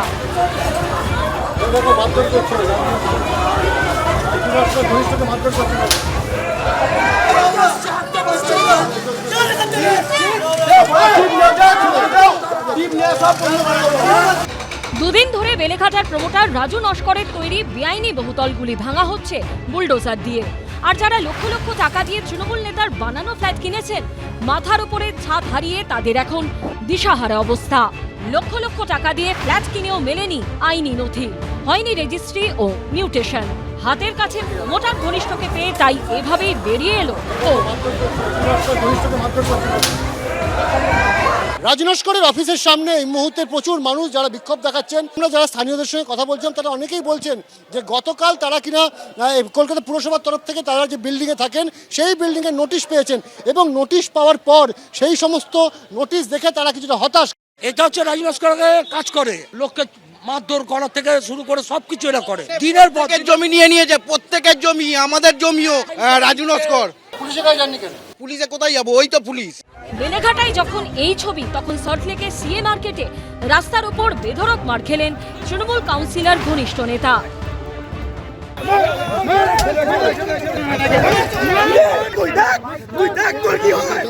ব্যবসায়ীদের একাংশের অভিযোগ, দিনের পর দিন তোলাবাজির নামে লক্ষ লক্ষ টাকা হাতিয়েছেন চন্দন ভট্টাচার্য নামে ওই তৃণমূল নেতা। দক্ষিণ 24 পরগনার সরসুনায় জনরোষের মুখে পড়লেন স্থানীয় যুব তৃণমূল নেতা। উঠল চোর স্লোগান।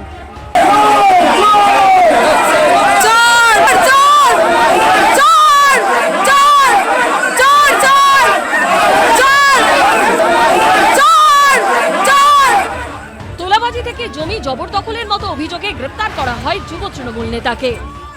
আসলে ওকে ওই যে ওখানকার আশেপাশের লোককে ডিস্টার্ব করতো, জমি দখল থেকে আরম্ভ করে তোলাবাজি থেকে আরম্ভ করে, যদি সে অবশ্যই যদি অন্যায় করে থাকে তাহলে আইনি তার পদক্ষেপ নেবে। যুব তৃণমূল নেতাকে গ্রেপ্তার করে নিয়ে যাওয়ার সময় তৈরি হয় তুলকালাম পরিস্থিতি। তাকে লক্ষ্য করে কিলচড় মারতে দেখা যায় উত্তেজিত জনতাকে। এদিকে হাওড়ার উলুবেড়িয়া পুরসভার 11 নম্বর ওয়ার্ডের তৃণমূল কাউন্সিলর অশিরঞ্জন অধিকারীর বিরুদ্ধে উঠল দুর্নীতির অভিযোগ। সাধারণ মানুষ, গরিব মানুষ, যাদের জন্য যেসব জিনিসপত্রগুলো আসে তারা ঠিকঠাক মতো তাদের কাছে পৌঁছায় না। যাদের প্রয়োজন তারা পায়নি। আমফানের সময় তারা তিরপল পায়নি, পার্টির লোক তিরপল পেয়েছে। কোথাও কোথাও রোষের আঁচ পেয়ে তোলাবাজির টাকা ফেরাতে শুরু করেছেন তৃণমূল নেতারা। বীরভূমের নানুর, পারুইয়ের পর এবার দক্ষিণ 24 পরগনার গোসাবা। সবার ক্ষেত্রেই অভিযোগ 2021-এর বিধানসভা ভোটের পর ধমকে চমকে টাকা আদায়ের। এবার পালা বদলের পর টাকা ফেরানোর পালা। দাদা যে টাকাটা দিতে আমার হাতে, সেই টাকাটা দাদাকে কত টাকা? 80,000 টাকা। হুগলির গোঘাটে আবার কাটমানি ফেরত চেয়ে দুই তৃণমূল নেতার বাড়িতে পড়ল পোস্টার।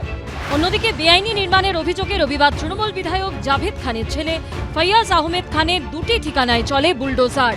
কসবার বিধায়ক জাভেদ খানের অফিসেও নোটিশ পাঠিয়েছে কলকাতা পুরসভা। অনির্বাণ বিশ্বাস, আবিদ দত্ত ও সুনীত হালদারের রিপোর্ট, এবিপি আনন্দ। দেখুন, একেবারে স্রোতের উল্টো দিকে হেঁটে একটা জিনিস খুব পরিষ্কার এখানে বলা প্রয়োজন, যে অভিযোগ যাই হোক পুলিশে খবর দিন। পুলিশ আশা করা যায় ব্যবস্থা নেবে, না হলে কোর্ট আছে, কিন্তু আইন নিজের হাতে তুলে নেওয়াটা কিন্তু অপরাধ। এটা কিন্তু একেবারে দৃঢ়ভাবে বলতে হবে।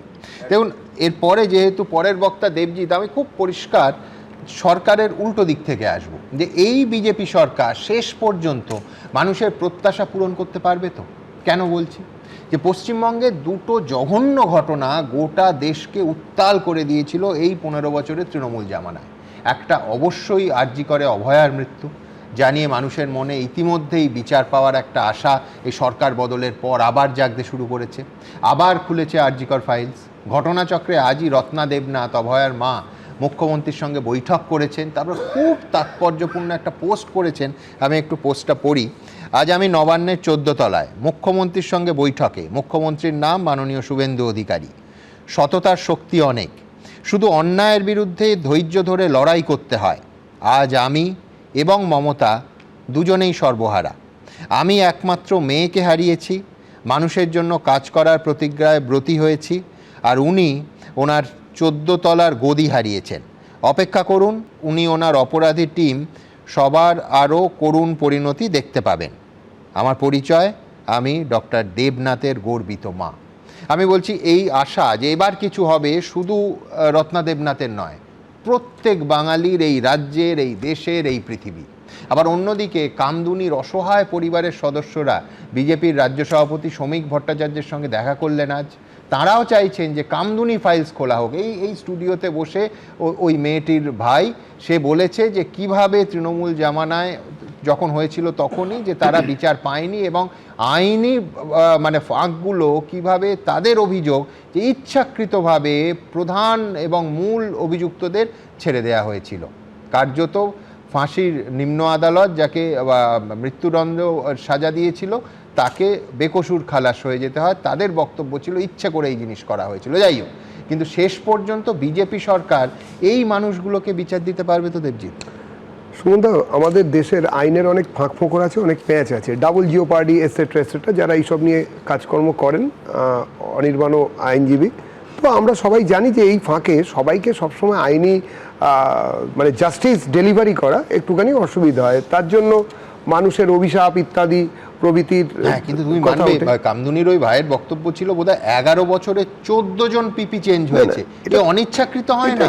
এটা তো সবাই জানে প্রত্যেকটা মামলায়। শুনুন না, আমি আগেও বলেছি এখনো বলছি যে এই যে এতক্ষণ ধরে যত প্রতিবেদন আমরা দেখলাম তাতে বোঝা গেল তৃণমূল নামক দলটা এখন লেক টাউনের মেসির মূর্তির মতন থর করে কাঁপছে। কেননা যে তৃণমূল দলটা কিভাবে তৈরি হয়েছিল, কোনো বিচারধারা থেকে সম্ভূত, সে ঠিক হোক বা ভুল হোক আমার চোখে, কিন্তু সেখান থেকে কিছু মানুষ কি একজোট হয়েছিলেন? না, প্রচুর পরস্পর বিরোধী মানসিকতার মানুষ, যাদের বিচারধারাতেই আলাদা ছিল, যারা কখনো ভাবেইনি যে একই বিচারধারায় উঠে আসতে হবে, তারা একসঙ্গে মিলিত হয়েছিলেন। প্রাইমারি লক্ষ্য ছিল যে সিপিএম নামক জগদ্দল পাথরটাকে সরিয়ে দিতে হবে। সিপিএম তো সরে গেল, হোয়াট নেক্সট? তারপরে যেটা সামনে এলো সেটা হচ্ছে এলোমেলো করে দেওয়া, লুটে পুটে খাই। 75-25-এর একটা বাটোয়ারার থিওরি, লুটো, কাটো এবং বাঁটো, এই হচ্ছে থিওরি। প্রথমে লুট করো, যদি কেউ সেই লুটে বাধা দেয় তাকে উড়িয়ে মানে মেরে ফেলো, সেটা শারীরিকভাবে হতে পারে অথবা মানসিকভাবে হতে পারে। তারপরে বাকি জিনিসটাকে 75-25-এ ভেঙে বেটে নাও, এবং সেটাতে যারা পারদর্শী তাদেরকে উৎসাহ দাও। দরকার হলে সেই পারদর্শীর পাশাপাশি আরেকটি স্টেপনি পারদর্শী দলকে নিয়ে এসো। যদি ও না পারে তাহলে এ না পারলে বি, বি না পারলে সি, যে পারবে সেই হচ্ছে চালিকা শক্তি হবে, দলের প্রধান চালিকা শক্তি হিসেবে দেখা দেবে। এইটা একটা সমস্যা। আজকে যারা বলছেন বিভিন্ন জায়গায় যে এই যে তোমরা দেখালে যে 113 জন কাউন্সিলর, 115 বা এবারে বোধহয় প্রত্যেক মুহূর্তে বাড়বে, সেই টাকা গোনার মেশিনে যেরকম আমরা দেখছিলাম কে আগে। তো এই যে এই বিবেক কোথায়, ঠিকই বলেছে, 6টার সময় 101 ছিল, হ্যাঁ এই যে বাড়ছে। এবং এখন যখন আমরা আলোচনা করছি, এখন কার কার বিবেক জাগ্রত হলো বা হৃদয়ের পরিবর্তন হলো আমরা এখনো জানি না, কিন্তু যে কথাটা খুব সিগনিফিকেন্ট, ফর্মুলাটা এক। ঠিক যেরকম তৃণমূল আমলে হঠাৎ কেউ ঘুম থেকে উঠে দেখতে পারতেন যে রাস্তায় মমতা বন্দ্যোপাধ্যায়ের উন্নয়ন দাঁড়িয়ে আছে, এখন তারা শুভেন্দু অধিকারীর উন্নয়নের উদ্যোগ দেখে একবার মুগ্ধ হয়ে যাচ্ছেন রাতারাতি। এখানে দুটো ফারাক। তৃণমূলের যারা উন্নয়ন দেখতেন, তারা তৃণমূলের উন্নয়ন দেখতেন তৃণমূল থেকে সুবিধে নেওয়ার জন্য। আর আমার যেটা ধারণা, এই যে 113 এবং আরও যেটা বাড়বে বা বাড়ছে, তাদের এই যে ধরো একজন ভদ্রলোককে এইমাত্র দেখা গেল তাকে চটি দিয়ে জুতো দিয়ে পুলিশের গাড়ির মধ্যে সাধারণ মানুষ পেটাচ্ছে, কেউ বিজেপির ঝান্ডা ধরে নেই বা তৃণমূলের কট্টর সমর্থক ওই লোকগুলোকে দেখিয়ে বলতে পারবে না যে ওরা বিজেপির লোক। তো আমরা যদি খুব ভুল না করি, তুমি বলছো এইটা থেকে বাঁচতে তারা পদত্যাগ করছে না, করছে। তার কারণ হচ্ছে তারা এখন নিজেদের গা থেকে ওই নোংরাটা, আমি ওইটা ছিলাম না, এই বিবেক জাগ্রত হলো চৌঠামের পর থেকে, চৌঠামের আগে অবধি, যেটা অনির্বাণ বলছে, আমি অনির্বাণের সঙ্গে একমত। এরাই চেটে পুটে তৃণমূলের সমস্ত সুবিধে নিয়েছে, সমস্ত সুবিধেতে ভাগ বসিয়েছে, এবং প্রত্যেকটা জায়গায় তৃণমূলের হয়ে গলা ফাটায়নি, শুধু মানুষের ওপর অত্যাচার করেছে। আমাদের কাছে বারবার প্রশ্ন, এই যে একটু আগে দাদা বলছিলেন তোমরা কিন্তু ওদের নিও না, না সুমনদা আমরা নেব না। তার কারণ বলো, যে লোকটা সামনে দাঁড়িয়ে আমাদের ওপরে ছেলেদের ওপরে অত্যাচার করেছে, এই দুটো কাঁধ দেখছো না সুমনদা? আমি জেলে অত্যাচারিত হয়েছি সেটা তোমরা অনেকবার শোতে বলেছো, কিন্তু আমি এই দুটো কাঁধে আমার 42 জন সহকর্মীর মৃতদেহ বয়েছি, 42 জনের, একজন দুজনের নয়। বলেছি না, আমার মনে আছে তুমি জেল থেকে বেরিয়ে তখন পার্ক হোটেলে যুক্তিতর্ক হতো, এলে মানে আমরা দেখেছিলাম সেই আঘাতের চিহ্নগুলো গোটা শরীরে। মানে ভাবো 18 বছর বয়সে ত্রিলোচন মাহাতো, 18 বছর বয়সে বিজেপি করা, এবার বুঝ পিঠেতে ডট পেন দিয়ে লেখা, গলাটা দিয়ে ঝোলানো, এরকম একের দুলাল। শুধু তাই নয়, বলা হয়েছিল যে মানসিক অবসাদে পারিবারিক গোলমালে আত্মহত্যা করেছে, তাদের বিচার নেই। এইরকম পরিস্থিতিতে দাঁড়িয়ে আমাদের লোকগুলো, ওই মৃতদেহগুলোকে যখন আমি নিয়ে এসেছি, কারুর উপর করা মুখ ছিল না, সবার মুখ আমার দিকে ছিল। ওই মুখগুলোর থেকে এই বিশ্বাস বেরোতো যে দেবজিৎ দা, যদি কোনোদিন আমরা ক্ষমতায় আসি তাহলে এদের সঙ্গে কিন্তু এক আসনে বসা যাবে না। এইবারে বলতে পারো রাজনীতি বিচিত্র গতি, অনেক সময় অনেক কিছু ঘটে, কিন্তু দিনের শেষে সুমনদা একবার না একবার আয়নার সামনে কাউকে না কাউকে দাঁড়াতে হয়, কাউকে না কাউকে দিনের শেষে একা হয়ে আয়নার সামনে দাঁড়াতে হয়, যত বড় পাষণ্ড রাজনীতিবিদই হোক না কেন। আমি খুব একটা রাজনীতির সঙ্গে সম্পৃক্ত হতে পারবো কিনা, ভবিষ্যতে রাজনীতিক হবো কিনা আমি জানি না, তবে আমি সুমনদা একজন রাজনীতিক হওয়ার থেকে মানুষ হওয়াতে বেশি বিশ্বাস করি। তোমরা আমার যারা শুভানুধ্যায়ী, তারা অন্তত এইটুকু আমার জন্য শুভেচ্ছা রেখো যে আমি যেন মানুষ হিসেবে বেঁচে থাকি, বড় রাজনীতিক কোনো রাজনীতিক হতে পারেনি বলছো? দরকার নেই, যদি রাজনীতির চিহ্ন হয় যে সকালবেলায় বদলে যেতে হবে, এই যে সকালবেলায় আমি নিজে দেখেছি, আমি বলি হয়তো তোমার সময় চলে যাচ্ছে, 2011-তে সকালবেলায় মমতা জেতার আগে সকালবেলায় আমি আইনজীবী আমার চেম্বারে যারা লাল পার্টির লোক হিসেবে, ঘোষিত লাল পার্টির লোক হিসেবে টেবিল চাপড়ে বলেছে এই যে ডেট হচ্ছে না কেন, সিভিল কেসে তোমরা জানো যে ডেট সঙ্গে সঙ্গে পড়ে না, জজ সাহেবের কলমটা আমার পকেটে থাকে না, কিন্তু মজাটা হচ্ছে তারাই সন্ধ্যেবেলায় মমতা দেবী জেতার পরেই সন্ধ্যেবেলায় সবুজ চেয়ার পেতে সবুজ আবিরে মেখে রাতারাতি তৃণমূল। কিন্তু এই যে রাতারাতি যারা হয়ে যায় সেই ক্ষেত্রে এরকম হয়। আমাদের রাজ্য সভাপতি পরিষ্কার জানিয়েছেন এবং আমাদের দল জানিয়েছে যে কোনোভাবে কাউকে এই ধরনের লোকেদের আনা হবে না। প্রশ্নটা এখানে থাকবে যে এই বাঁধ একেবারে কোট আনকোট বাঁধ, সেটা বেনজল আটকাতে পারবে কিনা এবং সেই বাঁধ কতদিন থাকবে। আমি নজরুলদার কাছে আসবো, অবশ্য তার আগে নজরুলদা এটাও বলতে হবে যে না, যে বিভাজনটা অনির্বাণ করছিল যে 11-র পরে এবং মানে সুখের সময় এবং দুঃখের সময়, আমরা যারা আজকে মুখ খুলেছেন তারা অবশ্য আগে থেকে তৃণমূলে 11-র আগে থেকে অনেক আগে থেকে ইনফ্যাক্ট ছিল। দুটো কথা বলার একদম, দুজন আইনজীবী আছে, আপনারা ভাইপোর কথা অনেক দেখাচ্ছে, পিসিকে এটা বলেননি যে তৃণমূল হারতে পারে না, আমরা জিতে বসে আছি, কালকেও বলেছেন। আচ্ছা, এরপরে দুর্মুষ করব, আপনি দেখতে পারেন আপনাদের ভোটে। তিনি এটা বলেননি যে 4 তারিখে যখন ভোটের রেজাল্ট পাবে বিজেপি প্ল্যাকার্ড দিয়ে বলতে হবে আমি বিজেপি করি না, কর্পূরের মতো উড়ে যাব, আর যারা বিজেপি করে তাদেরকে এই বিজ্ঞাপন দিয়ে বলতে হবে যে আমরা বিজেপি করি না। আমি বলবো এটা অপরাধ কিনা। একদম অপরাধ। তাহলে আপনারা ওই একটা কাউন্সিলর কোথাকার বুথ লেভেলের লোক ধরছেন, আপনারা মমতা ব্যানার্জিকে ধরে করুন, লোক খুশি হবে। না, লোক খুশি হোক না হোক, নজরুল্লাহ খুশি হবে। আমি খুশি হব, কোথাও না কোথাও পার্সোনাল এনমিটি আছে। আমি তো বলছি, আমি বাকি হচ্ছে দেবজিৎদার একটা কথার সঙ্গে একদম সহমত। দেবজিৎদা সেই রেয়ার ব্রিডদের একজন যে প্রথম থেকে যেটা করেছে সেটাই করেছে।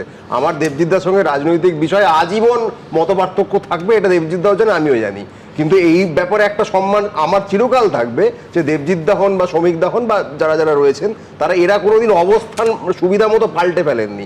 সেই জায়গা থেকে লড়াই আজীবন করব, কিন্তু অ্যাট দ্য সেম টাইম যারা শুধুমাত্র পার্সোনাল গেনের জায়গাটা একটু এদিক ওদিক হয়ে গেলে উল্টো দিকের লোকটা ভয়ঙ্কর খারাপ হয়ে যাচ্ছে, এটা যারা মনে করেন তার থেকে আমি যেমন সাবধান থাকতে চাই, আমার ধারণা দেবজিৎদাও সাবধান। কিন্তু অনির্বাণ, আজকে যারা ধরো কাকলি ঘোষ দস্তিদার, তুমি যবে পার্টি করেছো না তার থেকে বহু দশক আগে থেকে, মানে অত্যন্ত দুঃসময় থেকে পার্টি করেছেন। সোনালী দেবী 100 বার করেছেন, আমি সেই জায়গাতেই আসছি। আজকের দিনে তারা ছেড়ে দেবেন কিনা বা তারা সমালোচনা করবেন কিনা সে অধিকার নিয়ে আমার কোনো প্রশ্ন নেই। আমার পয়েন্ট একটাই, তারা যেটা বলছেন, সোনালী দেবী যেটা বললেন বা কাকলিদি যেটা বললেন, কাকলিদি তো তবু একটা মানে ওভারঅল কাঠামো নিয়ে অনেক কিছু বলছিলেন, সোনালী দেবী তো একদম পার্সোনাল লেভেলে গিয়ে বলছেন যে মমতা দি অমুক অমুক অমুক তাই। আরে এই মমতাদির সঙ্গেই তো আপনি এত দশক ধরে ছিলেন, তিনি যদি এতই খারাপ মানুষ হয়ে থাকবেন তার সঙ্গে এত দশক ধরে থেকে আপনি খুব ভালো মানুষ ছিলেন, তাহলে খারাপ মানুষের সঙ্গে আপনি 1 দিন 2 দিন 5 দিন চলতে পারেন, যদি আপনি ভালো মানুষ হন আপনি 6ষ্ঠ দিনে ছেড়ে দেবেন। 3 দশক 4 দশক ধরে খারাপ মানুষের সঙ্গে আমি চললাম, চলে তারপর বলছি না ও খুব খারাপ ছিল আমি খুব ভালো, এটা কি হয়? যাওয়ার আগে আমি একবার, যেহেতু অনির্বাণ এত বলছে, আমি কয়েকদিন আগেও যিনি এ রাজ্যের সেচ মন্ত্রী ছিলেন মানস ভূঁইয়া, তিনি আজকে একই জেলার যে মুখ্যমন্ত্রী হয়েছেন শুভেন্দু অধিকারী, তা নিয়ে কি বলেছেন দ্রুত একবার দেখি। শুভেন্দু অধিকারী ছাত্র যুব মাদারের লড়াই করা কংগ্রেসের সৈনিক ছিলেন, সেখান থেকে তিনি তৃণমূল, এখন তিনি বাংলার মুখ্যমন্ত্রী, মেদিনীপুর জেলার একটি সন্তান, মেদিনীপুরের একজন সন্তান হিসাবে আমি দেখি তাকে, ভালো লাগে, গর্বিত হই। এতে তোমার আপত্তি আছে অনির্বাণ? কারো মতামত প্রকাশে আপত্তি নেই, কিন্তু তিনি যে কেউ যদি এটাকে এই সময়ে অন্যদিকে ইনভিটেশন কার্ড পাচ্ছেন কিনা আমি জানি না, কিন্তু যেচে ভাই আমাকে তোমার বাড়িতে ইনভাইট করতেই হবে তোমাকে, এই অ্যাঙ্গেল থেকে যদি বলে থাকেন তাহলে আমার আপত্তি এই কারণে আছে।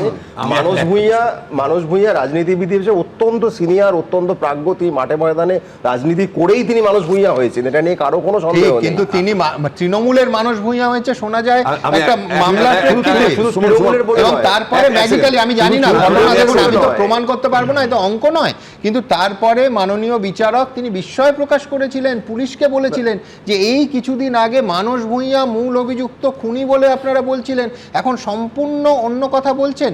এই মানে স্বয়ং নিম্ন আদালতের বিচারক এই মানে বিস্ময় প্রকাশ করেছিলেন। দেখো আমি সেই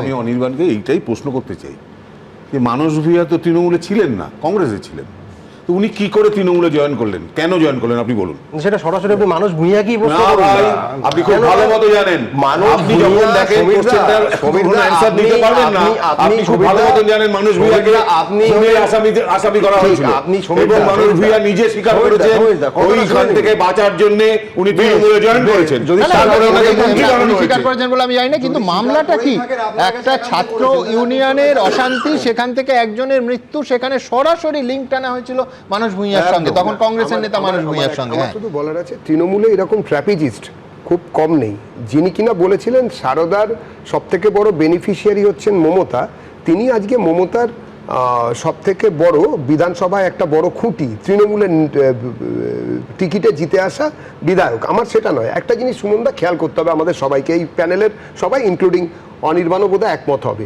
যত লোকের রাগ বা তৃণমূল কংগ্রেসের মধ্যে, আমি তো তৃণমূল কোনোদিন করিনি, আমি বাইরে থেকে দেখছি যে সেখানে একটা জিনিস আসছে, বারে বারে নেপোটিজম সামনে আসছে।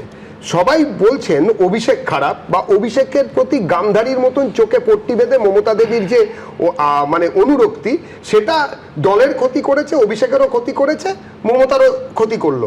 এটাই হচ্ছে সবার কথা। আজকে এই নেপোটিজম ছাড়া আরেকটি বিষয়ের উপরে সবাই জোর দিচ্ছে, সেটা হচ্ছে আইপ্যাককে কে রেখেছে, আইপ্যাক কেন টাকা চাইতো, আইপ্যাকের টাকার ভাগ কোথায় যেত। এমনি মানুষের কাছ থেকে তৃণমূল টাকা চাইছে 75-25 হচ্ছে, কিন্তু আইপ্যাক তৃণমূলের লোকেদের কাছ থেকে টাকা চেয়েছে, তার 75-25-এর হিসেব কোথায় গেছে, কোন শান্তির জায়গায় গিয়ে পৌঁছেছে, সেই টাকা শান্তি পেয়েছে কোথায় গিয়ে, সেটা মানুষ জানতে চায়।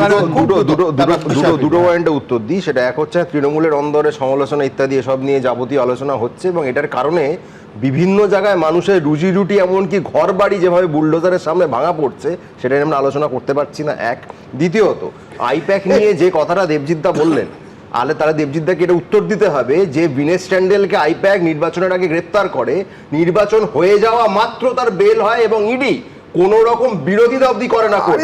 এটা কোন ম্যাজিকে হয়? আরে ভাই অদ্ভুত কথা বলছো, আমি অদ্ভুত কথা বলছো, অভ্যন্তরের কথা। আপনি ইডি কেন বেলের বিরোধিতা করলো না? তুমি একটা অদ্ভুত কথা বলছো, তার জন্য আইপ্যাক কে নিয়োগ করা, আইপ্যাক কে তৃণমূলের লোকেদের কাছ থেকে টাকা আদায় করেছে। আমার দুই বক্তার কাছে আবার আমায় যেতে হবে, কিন্তু তার আগে ফলতা মডেল, ফলতায় ডায়মন্ড হারবার মডেল কার্যত ওই আবার বলতে হবে তাসের ঘরের মতো ভেঙে পড়লো। কেন বলছি দেখুন, এই কুখ্যাত তৃণমূল যার মূল সহ উৎপাটিত হয়ে গেছে, ভোটটা হয়েছে তৃণমূল তারাও।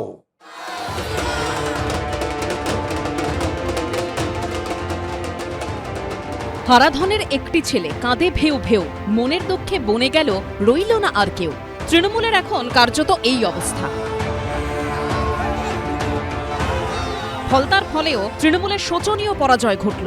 তৃণমূলকে চতুর্থ স্থানে টেনে নামালেন ফলতার ভোটাররা, ভেঙে খান খান অভিষেক বন্দ্যোপাধ্যায়ের তথাকথিত ডায়মন্ড হারবার মডেল।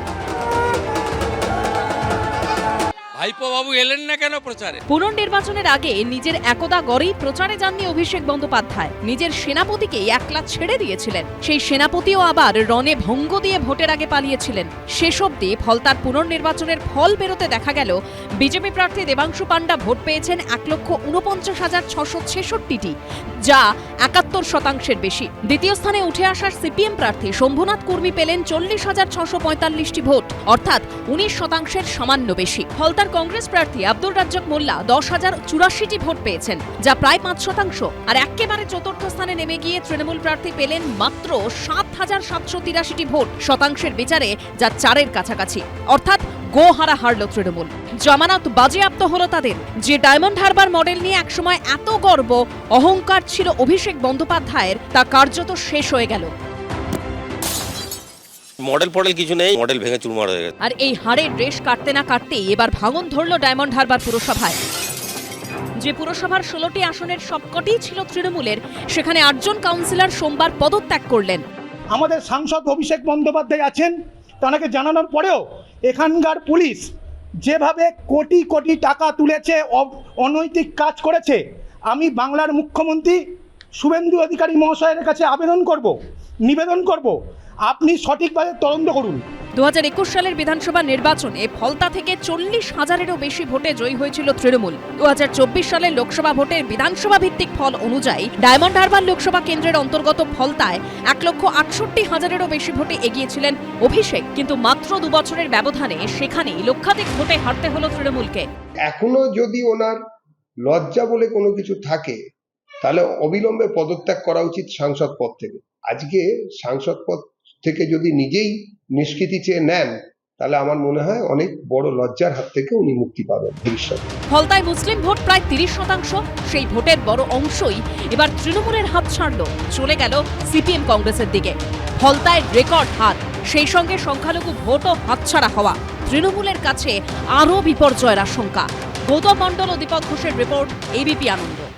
দেখুন, ঘটনাচক্রে এই অনুষ্ঠানেই আপনাদের প্রথম দেখিয়েছিলাম যে এই তাসের ঘরের মতো ভেঙে পড়া শুরুটা হয়েছিল উত্তর 24 পরগনার হালিশহর পুরসভা থেকে। তারপর একে একে উত্তর 24 পরগনার ভাটপাড়া, গারুলিয়া, উত্তর ব্যারাকপুর হয়ে তৃণমূল কাউন্সিলরদের পদত্যাগের এই হিড়িক আজকে পৌঁছে গেল একেবারে তৃণমূলের সেনাপতির খাস তালুক ডায়মন্ড হারবারে। আজ একজন দুজন নন, ডায়মন্ড হারবার পুরসভায় 16 জনের মধ্যে 8 জন কাউন্সিলরই শটান ইস্তফা দিলেন। এ তো 24 ঘন্টার মধ্যে কুখ্যাত ডায়মন্ড হারবার মডেলের দ্বিতীয়বারের ভরাডুবি। কেন দ্বিতীয়বার? ফলতায় লাস্ট বয় হয়ে জাহাঙ্গীরের জামানত জব্দ হওয়ায় বোঝা গেল যে ডায়মন্ড হারবার মডেলের প্রথম বিপর্যয় সেটা, এবং দ্বিতীয় বিপর্যয় মানতেই হবে খাস ডায়মন্ড হারবার পুরসভার 50% কাউন্সিলরেরই গণ ইস্তফা। মমতা বন্দ্যোপাধ্যায় তো এখনও বলছেন যে তৃণমূল হারেনি, হারানো হয়েছে, এবং কৌতূহল রইল যে এই 7টা পুরসভায় তাঁরই দলের 115 জন কাউন্সিলরের ইস্তফা নিয়ে তিনি কি বলবেন। তারা ইস্তফা দেননি, ইস্তফা দেয়ানো হয়েছে, সেটাও কি চূড়ান্ত হাস্যকর হবে না? রবীন্দ্রনাথ দা কি বলেন? আমি বলবো, তার আগে আমি প্রথম কথাই বলি যে আপনি যে দুটো ঘটনার কথা বললেন, একটা হচ্ছে কামদুনি আর একটা হচ্ছে কার্যকর, এছাড়া আর একটা ঘটনা আমাদের বুকের অন্তঃস্থল কাঁপিয়ে দিয়েছিল, সেটা হলো সন্দেশখালী। মানে আমাদের হাড় পর্যন্ত কেঁপে গেছিল। এই ঘটনাগুলোর বিচার বিজেপি কিভাবে করবে, বিজেপি সরকার কিভাবে করবে, সেটার উপর আমাদের সবার নজর থাকবে। কিন্তু এই যে ডায়মন্ড হারবার মডেল যে বারবার করে বলা হচ্ছে, দেখুন ডায়মন্ড হারবার মডেলটা কি ছিল? একটা ত্রিভুজটার এক বাহু হচ্ছে মাফিয়া গুন্ডা, আর এক বাহুতে হচ্ছে পুলিশ প্রশাসন, আর এক বাহুতে হচ্ছে এই অভিষেক বন্দ্যোপাধ্যায়ের মতো দুদিনের উঠে আসা উঠতি একজন নেতা। 21টা গাড়ির কনভয় নিয়ে যদি যায় না, তাহলে আমার কেন যে কোনো একটা লোকেরও হাতে মনে হবে সে লার্জার দ্যান লাইফ ইমেজটাই বোধ হয় তার থেকে, সেটাই সবচেয়ে বড় সত্যি। এবং সেই কল্পনার ফানুসটা সাধারণ মানুষ পাঠিয়ে দিয়েছে। তারা যে মুহূর্তে এই জাল জুয়া চুরি করে 7.5 লক্ষ ভোটে জেতাটাকে ইলেকশন কমিশন আটকাতে পেরেছে, ফলতাতে সঙ্গে সঙ্গে গোটা বেলুনটা ফুটো হয়ে হাওয়া বেরিয়ে গেছে। এবং হাওয়াটা এমনভাবে বেরিয়েছে, একবারও পোলের আগে, মানে রি ইলেকশনের আগে অভিষেক বন্দ্যোপাধ্যায় একবারও সেখানে তিনি এলেন না পর্যন্ত, এখানে দেখা করতে এলেন না, জাহাঙ্গীর তো সারেন্ডার করে চলে গেল। এখন এর ফলে কি হচ্ছে? এই যে লোকাল কেন্দ্রীয় আধিপত্য, কেন্দ্রীয় নেতৃত্বের আধিপত্যগুলো চলে যাচ্ছে। মমতা বন্দ্যোপাধ্যায় ঘরের মধ্যে ঢুকে পড়লেন, বললেন ফেসবুকে সোশ্যাল ইয়েতে থাকবেন, সোশ্যাল মিডিয়ার ফেসবুকে তারা লাইভ করবেন।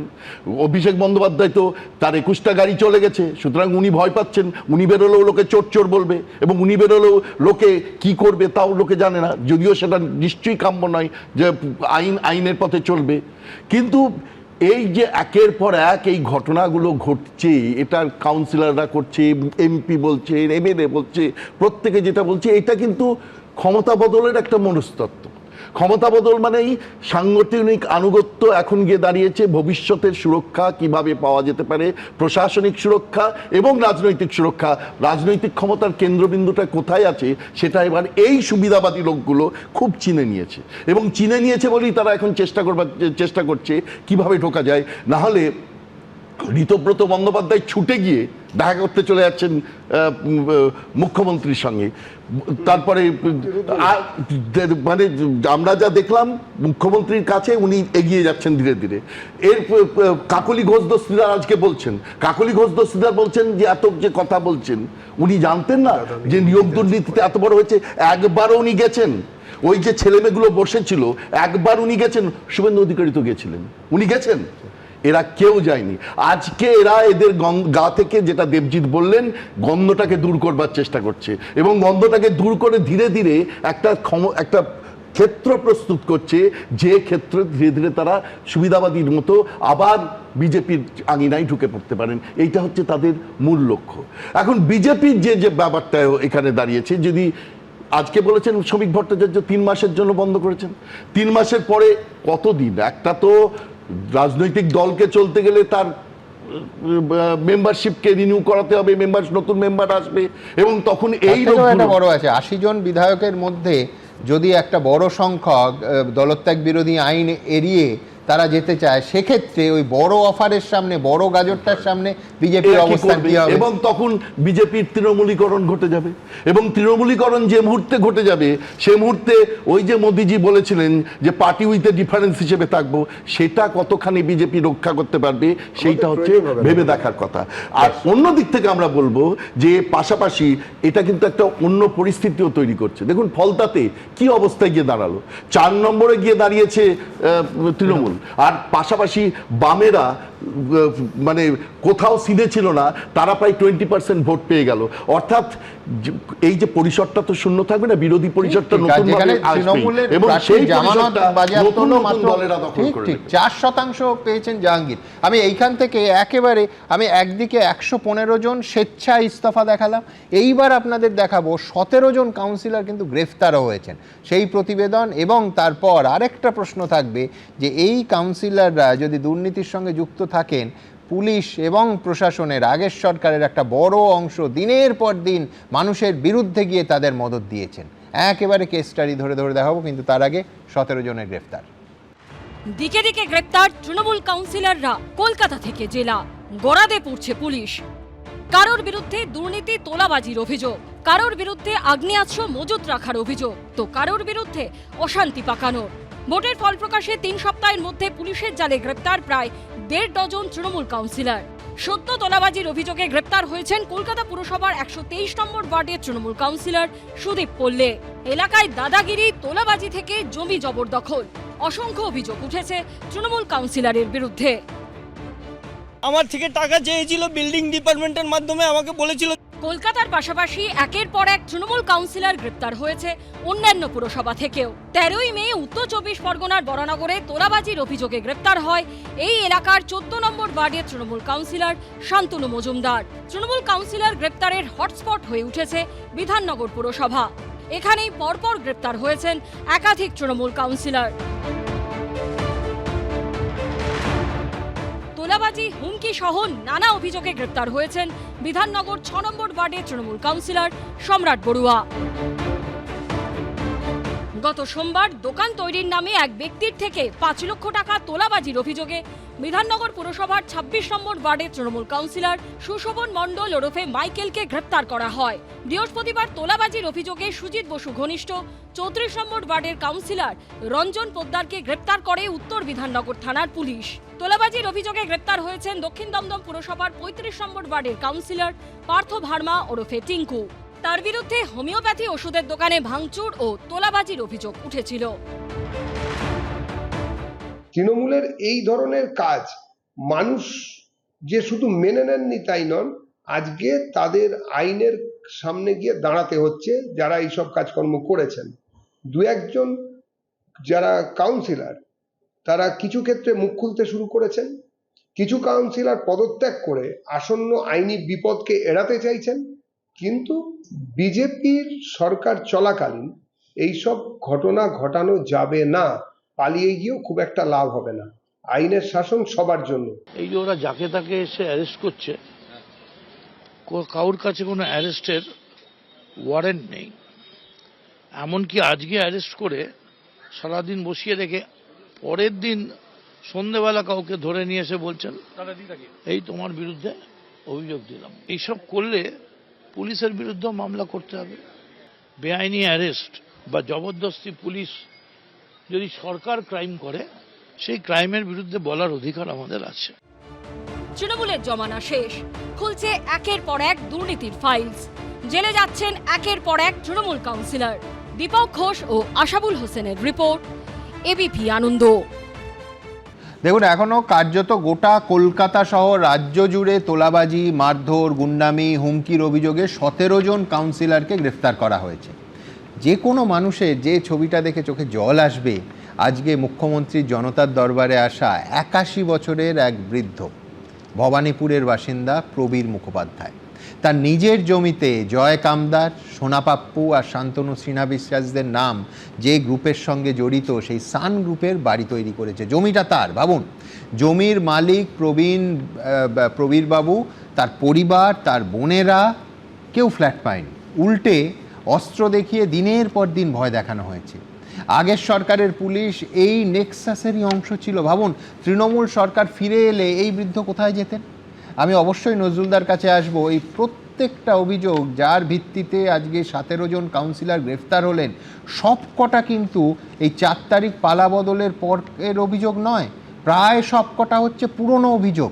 অথচ আগে তৃণমূল সরকারের পুলিশ সম্পূর্ণ নিষ্ক্রিয় ছিল দিনের পর দিন। শুধু অসহায় মানুষগুলোর বিচার পাওয়া নয়, আমার প্রশ্ন থাকবে এই পুলিশগুলোর বিরুদ্ধে কি ব্যবস্থা হবে? তৃণমূল কাউন্সিলররা তো গ্রেফতার হচ্ছেন, অভিযুক্ত পুলিশরাও কি গ্রেফতার হবে? সেই সাহস দেখাতে পারবে বিজেপি সরকার? দেখুন, যেসব নেতাদের গ্রেপ্তার করা হয়েছে তারা অপরাধ করেছেন, তাদেরকে গ্রেপ্তার করা উচিত। কিন্তু এই নেতাদের তো একার অপরাধ নয়। আপনি যেমন পুলিশ বলছেন, তেমনি সাধারণ প্রশাসন আছে, একদম স্থানীয় প্রশাসন আছে। সেখানে যে আইএস আইপিএস অফিসার থেকে ডব্লিউবিসিএস, ডব্লিউবিপিএস বা অন্যান্য যে অফিসাররা আছে, তারা তো সমান অপরাধে অপরাধী। তো তাদেরকে যদি আপনি না ধরেন আর ভিতরে না পড়েন, তাহলে সাধারণ মানুষ কিন্তু, যারা বর্তমানে শাসক দল হয়েছেন, তাদেরকে ক্ষমা করবেন না আমি বলছি। যে পুলিশ অফিসারদের কথা বলছেন, তার একজন মন্ত্রীও তো ছিলেন, পুলিশ মন্ত্রী, তার কি অপরাধ নয়? আমি একদম স্পেসিফিক উদাহরণ দিয়ে বলছি। দেখুন, অভিষেক ব্যানার্জির মতো লোকদের বাড়িতে কর্পোরেশনের নোটিশ যাওয়ার পর আমি অনেক হাস্যকর কথাবার্তা শুনেছি। মেয়র বলছেন যে আমি পলিসি মেকার, এসব কিছু জানতাম না। আমি মানছি যে রাজ্য সরকারের মেয়রকে বরখাস্ত করার, এমনকি মেয়রকে বাইপাস করে কমিশনারকে দিয়ে কাজ করানোর অধিকার আছে আইনে। সেটা এই নোটিশ পাঠানোটার ব্যাপারটা উনি না জানতে পারেন। কিন্তু যখন এই বেআইনি নির্মাণ হয়েছে, আপনারা একজনকে ডেকেও ছিলেন এখানে, বড় চেয়ারপারসন, তিনিও এরকম কথা বলছেন যে বিল্ডিং ডিপার্টমেন্ট দেখেন। আমি একটা প্রশ্ন করছি যে কলকাতা পৌরসভার সদর দপ্তরে বিল্ডিং ডিপার্টমেন্ট তো মেয়রের অধীন কিনা? আর বড়োতে যে চেয়ারপারসন আছেন বা অন্য লোক আছে, বড়োতেও বিল্ডিং ডিপার্টমেন্টের একটা অফিস আছে, আপনাদের জানা আছে কিনা জানি না। বড়োতেও ডেমোলিশন স্কোয়াডও থাকে। তাহলে এটা বড় ভিত্তিক। হ্যাঁ, তো আমি সেদিন তো এটাই বলতে চাইছিলাম। তো তাহলে তাদেরও গাফিলতি। তাহলে মেয়র জানেন না অবৈধ নির্মাণ হচ্ছে, বড় চেয়ারপারসন জানেন না অবৈধ নির্মাণ হচ্ছে। যারা বলছেন তারা ডাহা মিথ্যে কথা বলছেন, তাদের ব্যবস্থা আগে হওয়া উচিত। আমি সেদিনও বলেছিলাম, আজকে আশা করি বোঝাতে পেরেছি। একদম জানার জন্য বলছি, পুলিশের যারা যুক্ত ছিল ওই তোলাবাজের জন্য, সেই পুলিশের আধিকারিকদেরকে কি, কোন ধারা কিভাবে শাস্তি দেওয়া যেতে পারে? বা যারা সাধারণ মানুষের যে ধারা, আমি এক সেকেন্ড নজরুলদা, ধরুন প্রবীর বাবুর মতো যে যারা কমপ্লেন করেছেন, অফিসিয়াল কমপ্লেন করেছেন, তারপরও যাদের ক্ষেত্রে পুলিশ ব্যবস্থা নেয়নি, কি কি কি শাস্তি প্রভিশন আছে? ডাকাতির ধারা আসবে 5 জনের, যদি বেশি হয় 5 জনের কম থাকলে রবারির ধারা আসবে, এক্সটর্শনের ধারা আসবে। এতে বড় সাজা আছে। অতএব যে অপরাধটা করেছে তার সঙ্গে যিনি সহযোগিতা করেছেন তার সমান সাজা আছে। একদম। আমি দ্রুত একবার, আপনারা প্রত্যেকে জানেন, হ্যাঁ বলুন। সার্ভিস রুলের কিছু আছে? হ্যাঁ, সার্ভিস রুলও আছে। হ্যাঁ, প্রথম বুদ্ধিজীবীদের কথা, শুধু ওই আইএস আইপিএস বা ডব্লিউবিসিএস না। ধরুন যে একজন বুদ্ধিজীবী যিনি বলছেন যে রবীন্দ্রনাথ বেঁচে থাকলে তিনি এসে মমতা ব্যানার্জিকে সম্বোধনা দিতেন। আর একজন বলছেন যে শুধু রাজ্য দেশ নয়, পৃথিবী সারা মুখলুকাত, মানে বিশ্ব মমতা ব্যানার্জির কাছে কৃতজ্ঞ থাকা উচিত। শুধু তাই না, ভবিষ্যতে ওনার গান শুনবেন, আরে তার আগে যেন মৃত্যু হয়। তার আগে আরেকজন বলেছেন ওনার মন্দির তৈরি হবে 100 বছর পরে। আচ্ছা, আমি বলছি এই বুদ্ধিজীবীরা যেটা বলেছেন সেটাও তো অপরাধ। এই বুদ্ধিজীবীদের ধরে কেন ভিতরে পড়া হবে না? নজরুলদার চাহিদাটা হচ্ছে বাংলার 6 কোটি যতজন ভোট দিয়েছেন মোটামুটি 2.5 কোটি মানুষকেই জেলে ভরে দাও। যারা 2.5 কোটি মানুষ তৃণমূলকে ভোট দিয়েছে, পারলে সবাইকে জেলে ভরে দেবে। আমি বলছি অপরাধী। এটা ওনার ইচ্ছে নয়, অনির্বাণ আমি বলছি। হ্যাঁ, তুমি একটু প্লিজ এটা আপনারও ইচ্ছা, তাহলে নজরুলদার আমার ইচ্ছে কি বলতো, এই যারা তৃণমূলে সেটা 1 কোটি হোক 2 কোটি হোক, প্রত্যেককে যদি সম্ভব হয় দরকার হলে গোটা ভারতবর্ষের সমস্ত জেলগুলো ভর্তি করে দিক। নয় সেটা ইস্যু নয়, ইস্যু হচ্ছে যে কলাটা মূলটার জন্য যারা বাস্তববোধ এবং যারা একজন ক্ষমতাশালী শাসককে এই স্তুতি যারা করেন তারা ঘিরে ধরেন, সর্বনাশটা তারই করেন, এটাও মানতে হবে। আমি বলছি আইন আদালত বিচার তো পরের। মমতা বন্দ্যোপাধ্যায় এবং অভিষেক বন্দ্যোপাধ্যায় এনারা এই জিনিসটা খুব ভালো জানতেন, কাকে ঠিক একটা কর্নার প্লট দেওয়া যায়, কাকে একটু বেশি জমি দিয়ে দেওয়া যায়, কাকে কার ছবিটা ঠিক প্রমোট করা যায়, কার জন্য কার আঁকা ছবির জন্য একটা বড় জায়গায় বিনা পয়সায় রেখে দেওয়া যায়, এটা ঠিক জানতেন। এই কয়েনের উল্টো পাটটা হচ্ছে যে যখনই একজনকে অন্যায়ভাবে প্রমোট করা হচ্ছে, আরেকজন যোগ্য, ওই যোগ্য এবং অযোগ্য চাকরি প্রার্থীদের মতো যিনি যোগ্য তিনি বঞ্চিত হচ্ছেন। তিনি ফিল্ম মেকার হতে পারেন, তিনি একজন শিক্ষক হতে পারেন। যাই হোক, আপনারা কি বলছেন? Facebook, YouTube, x, Insta, thread সমস্ত জায়গায় কিছু মন্তব্য আমরা দিই। যেমন ক্রমশ বিদ্রোহী হচ্ছেন সাংসদ বিধায়করা, গণহারে ইস্তফা তৃণমূল কাউন্সিলরদের। ক্ষমতা যেতেই তৃণমূলের ভেঙে পড়া কি শুধু সময়ের অপেক্ষা? 89% মনে করছেন যে সত্যিই শুধু সময়ের অপেক্ষা। 10% মানতে নারাজ, 1% বলতে চাননি। পরের প্রশ্ন ছিল ফলতায় তৃণমূলের ভরাডুবির পর টলমল ডায়মন্ড হারবার পুরসভা। ডায়মন্ড হারবার মডেল কি এবার অবলুপ্তির পথে? অবলুপ্তির পথে এমনটা মনে করছেন 91% মানুষ, 7% মানুষ এখনো মানতে চাননি, 2% মানুষ বলতে চাননি। পরের প্রশ্ন ছিল তোলাবাজি কাটমানি সিন্ডিকেট নিয়ে দিকে দিকে ক্ষোভ, রোষের মুখে তৃণমূলের নেতাকর্মীরা। দলের মদত ছাড়া এই লাগামহীন দুর্নীতি কি সম্ভব? সম্ভব মনে করছেন 23% মানুষ, 75% মানুষ মনে করছেন একেবারেই সম্ভব নয়, বলতে চাননি 2%। এবার আসবো মন্তব্যে। বিদ্যুৎ নায়ক লিখছেন তৃণমূলের বিদ্রোহী সাংসদ, বিধায়ক, কাউন্সিলররা প্রত্যেকেই প্রাতিষ্ঠানিক দুর্নীতির কথা বলছেন, কেউ ইভিএম কারচুপির কথা বলছেন না। সুনীতি চট্টরাজ বলছেন তৃণমূলে এতদিন কি চলতো তা এখন মমতা বন্দ্যোপাধ্যায়ের একদা ছায়া সঙ্গীরাই ফাঁস করছেন। কৌশিক দত্ত লিখছেন মমতা বন্দ্যোপাধ্যায় এখনো কারচুপির তত্ত্ব খাড়া করে আদতে জনমতের অপমান করছেন। সুবীর চৌধুরী লিখছেন জোর জুলুম অত্যাচার শোষণ না করে কাজে মন দিলে আজ এই দিন দেখতে হতো না তৃণমূলকে। প্রত্যুষ চক্রবর্তী লিখছেন ফলতার ভোটের ফল আসলে তৃণমূলের কর্মফল। ঠিক এইখান থেকে আমার পরের প্রতিবেদন, যার কথা বললাম, সেই 81 বছরের বৃদ্ধ অশক্ত প্রবীর মুখোপাধ্যায়। আবার বলছি, তার কথা শুনলে সত্যি চোখে জল আসে। দেখুন, আমাকে তার বন্দুক অব্দি রিভলভার অব্দি শো করিয়েছে যাতে আমি আর তাকে ডিস্টার্ব না করি। বয়সের ভারে আক্ষরিক অর্থেই নুব্জ, অশক্ত শরীর, সাহায্য ছাড়া হাঁটা চলায় অক্ষম। শেষ জীবনের ভার আরও বাড়িয়েছে প্রতারণা, লাঞ্ছনা। এ যেন এক অশীতিপর বৃদ্ধের ঘর ফেরানোর লড়াই। আমার 81 বছর বয়স, আর কদিন বা বাঁচব। আমি যাতে শেষ জীবনে আমার মাথার ছাদটা পাই। আমার নিজস্ব ঘর বাড়ি কিছু নেই, অন্য জায়গায় ভাড়াটে হয়ে আছি।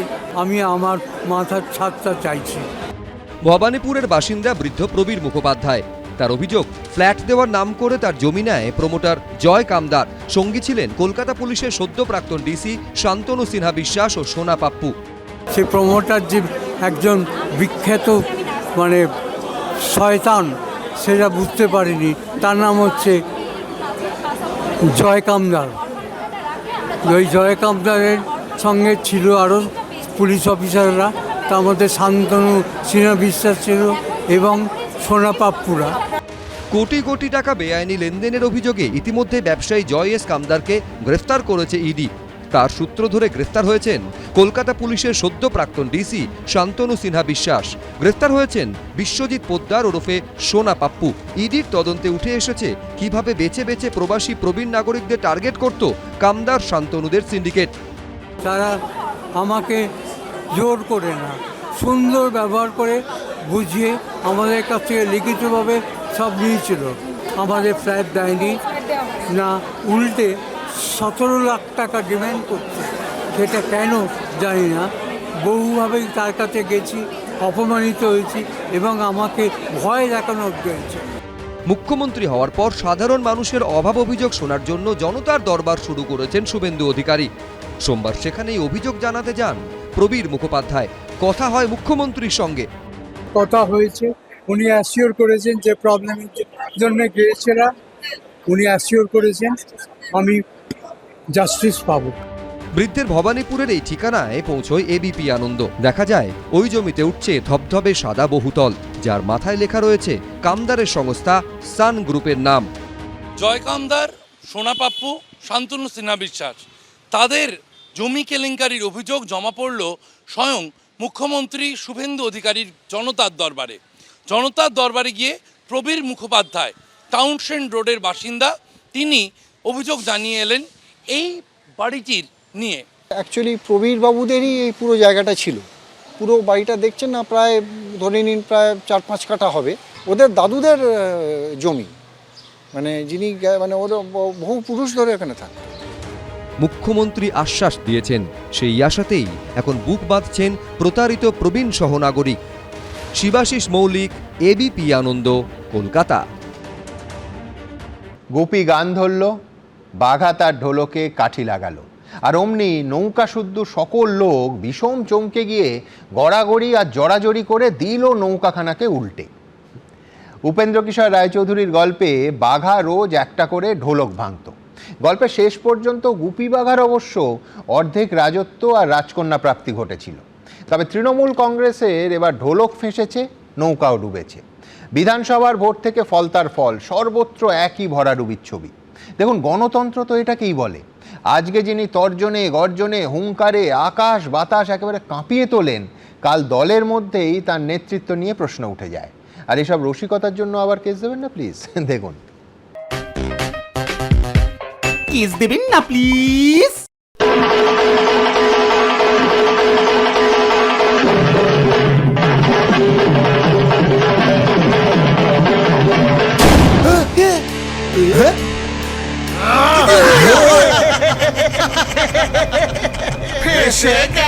ফেসে গেল খোকা বাবুর ঢোল।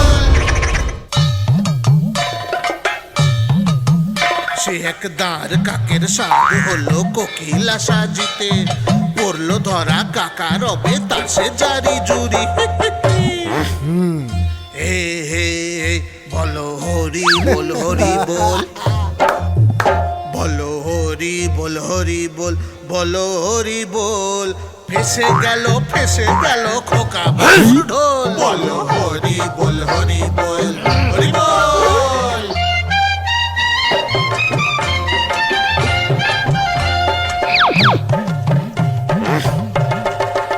বেটার মুখে কালি, ও বেটা লাফায় খালি।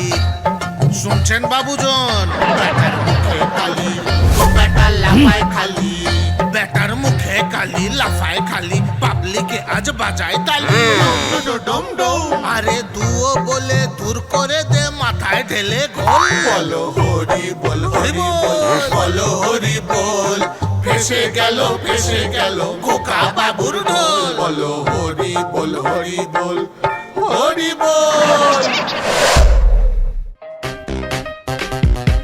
কেস দেবেন না প্লিজ।